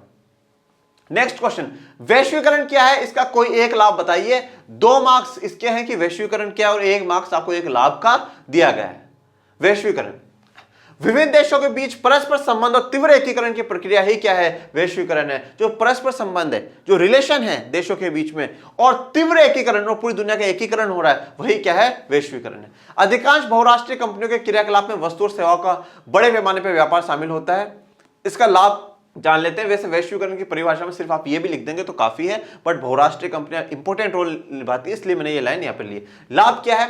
यह महसूस किया गया कि प्रतिस्पर्धा वैश्वीकरण से किसी देश के उत्पादकों के प्रदर्शन में सुधार होगा, क्योंकि उन्हें अपनी गुणवत्ता में सुधार करना होगा। देखो क्या है कि जब प्रतिस्पर्धा होगी, जब वैश्वीकरण से क्या होता है? कॉम्पिटिशन बढ़ता है, और कंपटीशन बढ़ेगा तो क्या होगा? किसी देश के उत्पादकों को, जो भी देश के उत्पादक है, उन्हें अपने प्रदर्शन में क्या करना होगा? सुधार करना होगा, अपनी गुणवत्ता, अपनी क्वालिटी सुधारनी होगी, क्योंकि बाहर की कंपनियां भी उनसे क्या कर रही है? कॉम्पीट कर रही है, उनसे लड़ रही है, उनसे कॉम्पिटिशन कर रही है। जैसे कि हमारे भारत में 1990 के बाद 1991 में जो एलपीजी की पॉलिसी सरकार लेकर के आई, वो इसीलिए लेकर के आई कि हमारे देश की जो लोग कंपनियां हैं वो क्या करें? आप कॉम्पीट करें, प्रतियोगिता करें किनके साथ? बाहर की कंपनियों के साथ। और बाहर की कंपनियों को बुलाया गया कि आप आइए और हमारे देश में निवेश करिए। भारत में विदेशी निवेश को आकर्षित करने के लिए कोई 3 उपाय सुझाइए। अब देखो, इन्होंने पूछा कोई 3 उपाय सुझाइए। अब 3 उपाय सुझाइए का मतलब पूछ, और आपसे पूछ रहा, आप बताओ। अब आप बताओ तो इतने ज्ञानी मत बन जाना कि अपनी इच्छा से लिखना शुरू कर दो। हो देखो ऐसा होना चाहिए, ये काम होना चाहिए, सरकार ये कर दे, वो कर दे। ज्यादा दिमाग आपको एक्स्ट्रा लोडेड नहीं करना है। आप आंसर्स वही दे जो आपको किताब में मिलते लगते हो, सच में प्रैक्टिकल लगते हो। ऐसा नहीं हो कि पूछा है तो सुझाओ, बताओ बच्चों बताओ। तो आप अपनी तरफ से ऐसा कुछ भी मत लिख देना कि हाँ भाई विदेशी कंपनियां आए हमारे पास, यहाँ पे देश में आए, हमारे प्लेग्राउंड्स बनाए, हमें गिफ्ट्स दे ऐसा कुछ भी फालतू के कोई भी बात मत लिखिएगा। जैसा मैं बता रहा हूं वैसा लिखना है। भारत में विदेशी निवेश को आकर्षित करने के लिए कोई 3 उपाय निम्नलिखित है। पहला, विदेशी निवेश के प्रतिबंध को हटाया जाना चाहिए। जो विदेशी निवेश पे हमने प्रतिबंध लगा रखे थे, जो कि हमने लगभग काफी हद तक हटा दिए 1991 में जो एलपीजी की पॉलिसी आई उसके तहत हमने काफी जो प्रतिबंध है वो हटा दिए। दूसरा है, तकनीकी तथा विदेशी कच्चे माल के आयात पर प्रतिबंध हटाया जाना चाहिए। जो तकनीक, जो टेक्नोलॉजी है या कच्चे माल का जो आयात हम लोग करते हैं, बाहर से मंगवाते हैं, उस पर भी हमें क्या है, प्रतिबंध हटाना चाहिए। तो यहां पे जो प्रतिबंध हटाना है, यहां पे क्या है, जैसे कि टैरिफ कोटा मतलब आयात शुल्क हो गया, आयात शुल्क और कोटा, ये जो है इनको हटा देना चाहिए, ये प्रतिबंध ही हटा देने चाहिए। उद्यमों को स्थापित करने के लिए लाइसेंसिंग प्रथा को हटाया जाना चाहिए। जब 1991 से पहले क्या था, 1991 से पहले यह स्थिति थी कि लाइसेंस लेना पड़ता था। अगर आपको कोई भी बिजनेस शुरू करना है, अगर आपको कोई भी शुरुआत करनी है, तो आपको क्या लाइसेंस की जरूरत पड़ती थी। लाइसेंस लेना अच्छी बात है, उसमें गलत बात नहीं, पर बहुत प्रोसीजर लंबा होता था, तो उससे लोग बिजनेस करना ही छोड़ देते, बोले छोड़ना कौन करेगा बिजनेस, बहुत ज्यादा था। तो वो जो लाइसेंसिंग प्रथा है उसको बंद करना चाहिए और हर किसी इंसान को अलाउड करना चाहिए कि आप बिजनेस कर सकते हैं। वैसे अब ईज ऑफ डूइंग बिजनेस में भारत की रैंकिंग सुधर रही है, भारत इसमें ज्यादा काम कर रहा है। अब आते हैं दीर्घ उत्तरीय प्रश्नों पर जो आपको 6-6 मार्क्स के मिलेंगे। क्वेश्चन नंबर 26, भारत में विदेशी व्यापार की किन 3 विशेषताओं की व्याख्या कीजिए। 2-2 मार्क्स के, एक व्याख्या 2 मार्क्स की, फिर दूसरी 2 और फिर दूसरी 2। विदेशी व्यापार की, भारत में विदेशी व्यापार की 3 विशेषताएं निम्नलिखित है। प्राकृतिक संसाधनों का पूर्ण उपयोग कर रहे हैं, औद्योगिकरण को प्रोत्साहन कर रहे हैं और अंतरराष्ट्रीय सहयोग एवं सद्भावना में वृद्धि है। तो आइए एक एक को जानते हैं। प्राकृतिक संसाधनों का पूर्ण उपयोग, एक देश ऐसे उद्योगों की स्थापना एवं संचालन करता है जिनसे उसे अधिकतम तुलनात्मक लाभ प्राप्त होता है और उस बाजार देश में वह अपनी उत्पादित वस्तुओं को बेचता है जहां उसे वस्तुओं का सबसे अधिक मूल्य मिलता है। इन्होंने क्या बोला, अधिकतम तुलनात्मक हो। तो जो हमारे पास जो संसाधन है, प्राकृतिक संसाधन है, नेचुरल रिसोर्सेज है, हम उन्हीं का इस्तेमाल करते हैं और उन्हीं से हमें लाभ मिलता है और फिर उन्हीं से हम उन्हें बेच करके पैसा कमाते हैं। औद्योगिकरण को प्रोत्साहन, विदेशी व्यापार के माध्यम से देश में उद्योग धंधों को विकसित करने के लिए आवश्यक उपकरण व तकनीकी ज्ञान सरलता से उपलब्ध हो जाते हैं। ठीक है, उपलब्ध हो जाते हैं मतलब क्यों, क्योंकि सरकार इस पर काम कर रही है और टेक्नोलॉजी, उपकरण का मतलब इक्विपमेंट्स, कोई भी सामान टेक्नोलॉजी उद्योगों के लिए चाहिए, उसके लिए सरकार काम कर रही है, प्रोत्साहन दे रही है इन चीजों के लिए। तीसरा है अंतर्राष्ट्रीय सहयोग एवं सद्भावना में वृद्धि। और अंतर्राष्ट्रीय सहयोग तो हमारा तो वैसे ही इरादे हमेशा से एक ही रहा है, शांति। पूरी दुनिया में क्या होनी चाहिए, शांति होनी चाहिए, पीस होनी चाहिए। ओके, पीस होनी चाहिए, इसके लिए भारत का संविधान में भी प्रावधान करे हुए हैं। तो अंतर्राष्ट्रीय सहयोग और सद्भावना में भी हमने वृद्धि करी है। विदेश व्यापार फलस्वरूप विभिन्न देशों के नागरिक एक दूसरे के संपर्क में आते हैं और एक दूसरे के विचारों एवं दृष्टिकोण से परिचित होते हैं। फलस्वरूप सांस्कृतिक सहयोग एवं परस्पर विश्वास में भी वृद्धि होती है। ये तीनों कारण हमने देखे। फिर इसके अगर आप वो क्वेश्चन नहीं करना चाहते तो ये कर सकते हैं, आधुनिक लोकतांत्रिक व्यवस्थाओं में सत्ता की साझेदारी के अलग अलग तरीके क्या हैं, इनमें से प्रत्येक का एक उदाहरण भी दीजिए। सत्ता की साझेदारी के अलग अलग तरीके क्या हैं? तो बहुत आसान क्वेश्चन है, मतलब मैं इतना गारंटी के साथ कह सकता हूं, अगर सच में ये दोनों क्वेश्चन आते हैं, पहला वाला और ये वाला, और आपके पास चॉइस आई, तो 95% बच्चे, कह रहा हूं कोई 5% ही ऐसे होंगे जो बिल्कुल ही अलग चल रहे होंगे, 95% बच्चे तो ये वाला ही क्वेश्चन करेंगे। बोले सर वो तो हम इतनी बार पढ़ चुके हैं तो हम तो वही करेंगे। आधुनिक लोकतांत्रिक व्यवस्थाओं सत्ता की साझेदारी के अलग अलग तरीके ये है। शासन के विभिन्न अंग, ओके, सरकार के विभिन्न स्तर, सामाजिक समूह, दबाव समूह और आंदोलन। अब ये तो बता दो कौन से चैप्टर का है। चैप्टर नंबर 1 सत्ता की साझेदारी, उसका लास्ट टॉपिक, और कितनी बार पढ़ लिया है, लेक्चर्स में हमने पढ़ लिया, वन शॉट में हमने पढ़ लिया, मैराथन में हमने पढ़ लिया, मिनी कंटेंट में हमने पढ़ लिया, 4 बार वो चैप्टर अपन लोग पढ़ चुके हैं और आज क्वेश्चन भी उसी का आया है। पहले सत्ता की साझेदारी के रूप में शासन के विभिन्न अंग, शासन के विभिन्न अंग जैसे विधायिका, कार्यपालिका और न्यायपालिका के बीच सत्ता का बंटवारा होता है, ऐसे को क्षैतिज वितरण कहते हैं, क्योंकि इसमें सरकार के विभिन्न अंग एक ही स्तर पर रहकर अपनी शक्ति का उपयोग करते हैं। हर एक अंग के पास सीमित शक्तियां है। देखो मैं समझा एक्सप्लेनेशन इसलिए नहीं दे रहा हूं बिकॉज एक्सप्लेनेशन के लिए मॉडल पेपर नहीं है, मॉडल पेपर एक्चुअल में है पैटर्न के लिए कि एग्जाम कैसे करना है, आपको क्वेश्चंस कैसे अटेम्प्ट करने। ओके, और ये तो आपने इतनी बार समझ रखा है। हाँ, इसमें आप कुछ चीजें अंडरलाइन कर सकते हैं, क्षैतिज वितरण है उसको आप अंडरलाइन कर करके लिख करके आए। ये जो तीनों शब्द इन्होंने बोले हैं, विधायिका, कार्यपालिका, न्यायपालिका, उनको लिख करके आए। विभिन्न अंग एक ही स्तर पे रहते हैं, ये भी आप अंडरलाइन कर सकते हैं। और हर एक अंग के पास सीमित शक्तियां हैं, ये भी आप अंडरलाइन कर सकते हैं। और इस व्यवस्था को नियंत्रण और संतुलन की व्यवस्था कहते हैं, ये भी आप अंडरलाइन कर सकते हैं। तो जो अंडरलाइन आप करेंगे उससे टीचर को आइडिया लग जाएगा कि हाँ बच्चा सही पॉइंट लिख रहा है, और उसी पे अंडरलाइन करे या ब्लैक पेन से लिखे, किसी पेन का, मतलब उन चीजों को हाईलाइट करे जो आप चाहते हैं ना कि ये वर्ड इंपॉर्टेंट है, और डायरेक्ट टीचर की उसी पे नजर पड़े, उनको हाईलाइट करें जिससे कि टीचर इंप्रेस होकर के आपको अच्छे नंबर देवे। सेकंड है सरकार के विभिन्न स्तर। केंद्र सरकार जो पूरे देश के लिए कानून बनाती है, प्रांतीय राज्य क्षेत्रीय सरकार है जो राज्यों के लिए बनाने वाली सरकार है। संविधान में इस बात का स्पष्ट उल्लेख है कि केंद्र और राज्य सरकार के बीच सत्ता का बंटवारा किस तरह से होता है। इस तरह के बंटवारे को ऊर्ध्वाधर वितरण हम लोग कहते हैं। नेक्स्ट है सामाजिक समूह। सत्ता का बंटवारा विभिन्न सामाजिक समूह मसलन भाषाएं धार्मिक समूह के बीच होता है। कुछ देशों और संविधानों में कानून में इस बात का प्रावधान है कि सामाजिक रूप से कमजोर समुदाय और महिलाओं को विधायिका में और प्रशासन में हिस्सेदारी दी जाए। अल्पसंख्यक समुदाय को भी इस तरीके सत्ता में साझेदारी मिल जाती है। इस प्रकार सभी समुदायों को शासन में भागीदारी दी जाती है। जैसे उदाहरण के लिए बेल्जियम में सामुदायिक सरकार है और भारत में आरक्षण की व्यवस्था। दबाव समूह और आंदोलन। सत्ता के बंटवारे का एक रूप हम विभिन्न प्रकार के दबाव समूह और आंदोलनों द्वारा शासन को प्रभावित में और नियंत्रित तरीके से देखते हैं। देखो अब दबाव समूह चैप्टर 1 में तो हमने कम पढ़ा, फिर चैप्टर 5 में हम लोगों ने बहुत कुछ जाना है दबाव समूह के बारे में, जन संघर्ष और आंदोलन वाले में, तो आप इंटरकनेक्ट करके भी थोड़ा बहुत लिख सकते हैं। लोकतंत्र में चुनाव का विकल्प रहना चाहिए। विकल्प विभिन्न प्रकार की पार्टियों के रूप में हमें होता है। यहां तक हमारा क्वेश्चन नंबर 26 कंप्लीट होता है। अब जानते हैं नेक्स्ट क्वेश्चन, मर्दा अपराधन से क्या अभिप्राय है। मर्दा अपराधन के लिए उत्तरदायी कारणों का वर्णन कीजिए। तो 2 मार्क्स तो इस बात के हैं कि मर्दा अपराधन क्या है, और 4 मार्क्स भैया इस बात के हैं कि उसके क्या क्या कारण है या क्या क्या कारक है। तो ये 4 मार्क्स हमें आसानी से मिल सकते हैं, 6 के 6 पूरे। मर्दा अपराधन, मर्दा के कटाव और उसके भाव की प्रक्रिया को क्या कहा जाता है, मर्दा अपराधन कहा जाता है। तो ये आप अंडरलाइन करिएगा, मर्दा के कटाव और उसके भाव की प्रक्रिया। तो मर्दा क्या जो कटती है और फिर वो बहकर के जाती है उसे हम क्या कहते हैं, मर्दा अपराधन कहते हैं। मर्दा के बनने और अपराधन की क्रिया आमतौर पर साथ साथ चलती है और दोनों में संतुलन होता है, परंतु कुछ हमारी मानवीय क्रिया ऐसी है कि हमने बिगाड़ दिया संतुलन। हम ना तो खुद का संतुलन देखते हैं और ना हमें पसंद है कि कोई दूसरी चीज संतुलन में चले। तो आइए जानते हैं अब आगे। मर्दा अपराधन के मुख्य कारण क्या है, मानवीय कारण भी है और प्राकृतिक कारण भी। ये मैंने डिटेल एक्सप्लेनेशन में नहीं लिखे हैं। डिटेल एक्सप्लेनेशन में इसलिए नहीं लिखे हैं बिकॉज ये हमने पहले बहुत बार इनको पढ़ा है और बेसिक चीजें हैं, जैसे वनोन्मूलन, तो वनोन्मूलन पे आप अपने हिसाब से लिख सकते हैं। ओके, और दूसरा कारण ये है, पहले पर जब भी आप लिखे ये क्वेश्चन आता है तो मर्दा अपराधन के मुख्य कारण ये ऐसे जरूर लिखिएगा, मानवीय कारण और प्राकृतिक कारण।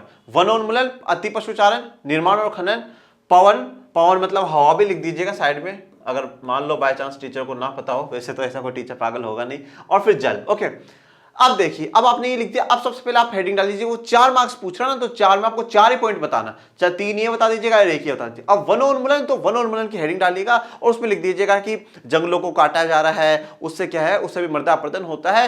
ये चीजें हमने पढ़ रखी है, पूरी डिटेल में पढ़ रखी है। अति पशुचारण से भी होता है, निर्माण खनन से भी होता है, और पवन और जल से भी होता है। बेसिक सा क्वेश्चन है, बेसिक आंसर है। बेसिक वर्ड्स ऐसे हैं जो आप बचपन से सुनते हुए आ रहे हो, तो इस पर आप अगर अपनी इच्छा से, आप अपनी मर्जी से आंसर दोगे ना, आंसर लिखोगे, तो ज्यादा बेहतरीन होगा इसकी तुलना में कि मैं आपको कुछ एक बता दूं कि भैया ये आप लिख देना, तो थोड़ा सा डिफिकल्ट हो जाएगा आप लोगों के लिए। तो ये ज्यादा बेहतरीन तरीका रहेगा। इसकी तुलना में जो क्वेश्चन आपके पास चॉइस में, विकसित देशों की किन्हीं 3 प्रमुख विशेषताओं का वर्णन करें। प्रमुख विशेषता किसकी, विकसित देशों की पूछिए। विकसित देशों की 3 प्रमुख विशेषताएं क्या है। पहला, जनसंख्या पर नियंत्रण। जो विकसित देश होते हैं वो क्या है, पॉपुलेशन कंट्रोल करते हैं, पॉपुलेशन पे कंट्रोल रखते हैं, क्योंकि पॉपुलेशन कंट्रोल रहेगी तो संसाधनों का सही तरीके से इस्तेमाल हो पाएगा, जो कि जरूरी है। वर्ग स्तर पर औद्योगिकरण, लार्ज स्केल पर क्या होता है, इंडस्ट्रियलाइजेशन होता है, ज्यादा उद्योग लगाए जाते हैं, ज्यादा क्या है, उत्पादन किया जाता है। और उच्च साक्षरता दर, वहां की लिटरेसी रेट होती है, जो पढ़ने की जो है लोगों की ज्यादा है वो ज्यादा होती है। जनसंख्या पे नियंत्रण, पॉपुलेशन कंट्रोल। अधिकतर विकसित देश अपनी जनसंख्या को नियंत्रण में रखते हैं। ये काम व कानून बनाकर, लोगों में जागरूकता लाकर और बेहतर शिक्षा देकर करते हैं। तो अधिकतर देश क्या है, अपनी जनसंख्या को नियंत्रण में रखते हैं। आप सभी देशों की देख लो, जनसंख्या बहुत कंट्रोल में रहती, ज्यादा नहीं है। ऑस्ट्रेलिया की तो बहुत ही कम है जनसंख्या नियंत्रण में रखते। कैसे, या तो कानून बना देंगे कि भैया इतने ही बच्चे करने से ज्यादा नहीं। लोगों में जागरूकता लाते हैं कि भैया देखो ऐसा मत करो, ज्यादा बच्चे करना अच्छा नहीं है, और कहां से संसाधनों के, इनके बारे में। और लोगों को अच्छी शिक्षा का मतलब यहां पे यह है कि फैमिली प्लानिंग्स के रिगार्डिंग, फैमिली प्लानिंग्स के जो रिगार्डिंग है वो बताते हैं लोगों को कि हाँ भैया ऐसा करना चाहिए, ये करना चाहिए, और सही एजुकेशन जो है बच्चों को या सभी को दी जाती है, क्योंकि शुरुआत से उन्हें इन चीजों पे ज्यादा एक्टिव रखा जाता है। नेक्स्ट है वृत्त स्तर पर औद्योगिकरण। अधिकतर विकसित देशों में औद्योगिकरण वृत्त स्तर पर होता है, जिससे लागत कम हो जाती है। औद्योगिकरण वृत्त स्तर पर, ज्यादा इंडस्ट्री। अब ज्यादा इंडस्ट्री का मतलब क्या है? ज्यादा उत्पादन। तो उत्पादन जब ज्यादा है, मास प्रोडक्शन, हमने पढ़ा है ना, किसमें पढ़ा है? भूमंडलीकृत विश्वविद्यालय में। तो मास प्रोडक्शन जब हो जाएगा तो लागत कम हो जाएगी, लागत कम हो जाएगी तो हम उसे ज्यादा देशों में बेचेंगे, खूब बनाएंगे, खूब बेचेंगे और खूब क्या करेंगे? लाभ कमाते हैं। उच्च साक्षरता दर। अधिकतर विकसित देश अपनी मानव पूंजी पर क्या करते हैं? बहुत निवेश करते हैं। मानव पूंजी मतलब लोगों पे ज्यादा निवेश करते हैं। इसका सबसे बड़े उदाहरण है जापान। जापान के पास कोई प्राकृतिक संसाधन नहीं है, सिर्फ और सिर्फ कुछ है तो मानव पूंजी है, जिसमें क्या आता है? शिक्षा और स्वास्थ्य होता है। बेहतर शिक्षा व्यवस्था होने के कारण वहां पे लोग उच्च साक्षरता दर है, मतलब लिटरेसी रेट ज्यादा है, मतलब वहां के पढ़े लिखे लोग हैं वो ज्यादा है। ओके, पढ़े लिखे लोग वहां पे ज्यादा है। तो इसी के साथ हमारे जो पूरे क्वेश्चन है वो कंप्लीट हो गए। अब आते हैं हमारे फिर से मानचित्र के क्वेश्चन आ रहे हैं, और इसमें सबसे पहले जो ये पूछ रहा है, क्या पूछ रहा है भैया? टिहरी बांध चिन्ह द्वारा नाम सहित आप हमें बताइए। तो टिहरी बांध कहां पर है भैया? टिहरी बांध है उत्तराखंड में, और ये वाला जो आप एरिया देख रहे हैं ये जगह क्या है? टिहरी बांध है। अब देखो, अब यहाँ पे आपको ये बॉक्स बनाने के लिए उसने बोला है, क्या बोला है? बॉक्स बनाने के लिए इसने बोला है टिहरी बांध के लिए। पर इस बात का ध्यान रखिएगा कि आपको मैप एक या दो ही मैप मिलेंगे एग्जाम में। ओके, तो उसी पे बताना है और उसी पे सही से आपको लिखना भी है कि हाँ भैया यहाँ पे टिहरी बांध है। तो आप प्रैक्टिस कुछ इसी प्रकार से करिएगा कि आपको ये अंदाजा रहे। मैं तो क्या है, हर स्लाइड पे नया मैप लेकर के आ जाता हूँ। ओके, बट आपको वहाँ पे एक या दो ही मैप मिलेंगे, तो इस प्रकार से आप प्रैक्टिस करिएगा कि आप एक मैप पर 10 चीजें या 5 चीजें लोकेट कर सके। किस प्रकार से करेंगे, कैसे करेंगे, वो आप जरूर प्रैक्टिस करिएगा। सतपुड़ा पर्वत एम चिन्ह द्वारा नाम सहित। तो सतपुड़ा पर्वत जो है, सतपुड़ा पर्वत यहाँ पे है, ये वाला जो इलाका है ये सतपुड़ा पर्वत का है, और सतपुड़ा पर्वत एम नाम, एम फॉर मनीष सर। तो ओके, पर आप ये मत लिखे आइएगा M for Manish sir, Satpura पर्वत आपको लिखना है तो आप ये लिख दीजिएगा। नेक्स्ट, सीमेंट उद्योग का एक केंद्र। अच्छा, इस केंद्र चिन्ह के द्वारा आपको समझाना है। तो सीमेंट का जो सबसे, अगर आपको पता होगा, पहली सीमेंट फैक्ट्री भी जहां लगी थी, कहां लगी थी? चेन्नई में लगी थी। तो हम सबसे बढ़िया यही होगा कि हम क्या है, चेन्नई ही कर दे। और यहाँ पे जो भी इन्होंने साइन बोला है, मैं तो डॉट बना रहा हूं, ऐसे जो इन्होंने साइन बोला कुछ ऐसा साइन है। ओके, तो ऐसा साइन है वो आप लिख दीजिएगा और चेन्नई नाम लिख दीजिएगा। उत्तरी भारत का एक अंतरराष्ट्रीय हवाई अड्डा त्रिभुज के चिन्ह द्वारा नाम सहित। तो हम उत्तरी भारत में बहुत से हैं, पर मैं लखनऊ, मैं यूपी का बताता हूं, और यूपी में है लखनऊ। लखनऊ में है ये वाला जो आपको ट्रायंगल बोला ना, ये वाला जो एरिया है ये लखनऊ है, ठीक है ना। और यहाँ पे चौधरी चरण सिंह अंतरराष्ट्रीय एयरपोर्ट आपको देखने को मिलेगा, चौधरी चरण सिंह अंतरराष्ट्रीय हवाई अड्डा। मैग्नीज उत्पादन का एक क्षेत्र प्लस प्लस प्लस चिन्ह द्वारा नाम सहित आप बताइए। तो इसमें मैं नागपुर आपको बता रहा हूं, यहाँ पर है नागपुर। ओके, ये चिन्ह जो बना देता हूं मैं, इन्होंने जो चिन्ह बनाया है प्लस प्लस प्लस प्लस और लिख देता हूं नागपुर। ओके, इसी के साथ अपना जो मॉडल पेपर 2 है वो भी कंप्लीट होता है। ओके बच्चों, अब हम लोग तो पूरी तैयारी में जुटे हुए हैं, आप लोगों के लिए मॉडल पेपर कर रहे हैं, मिनी शॉट कर रहे हैं, मैराथन्स ली हैं, 1 शॉट्स बनाए हैं, मेंटीज कराई थी। पर अब आप लोगों का समय आ चुका है कि आप लोग बस जी जान लगा करके क्या है मेहनत करें, और कहीं पे भी किसी भी प्रकार की कोई भी समस्या होती है, हम बैठे हुए हैं, हम आप लोगों की सेवा में हाजिर हैं। आप कमेंट करिए, हम आपके जवाब देने की पूरी कोशिश करेंगे। पर एक चीज में बिल्कुल भी कंजूसी मत करिएगा, वो ये है कि आप ज्यादा से ज्यादा अपने चैनल को लाइक करें, शेयर करें, सब्सक्राइब करें। मिलते हैं नेक्स्ट मॉडल पेपर में या नेक्स्ट किसी भी वीडियो में, तब तक के लिए थैंक यू सो मच। जय हिंद, जय भारत।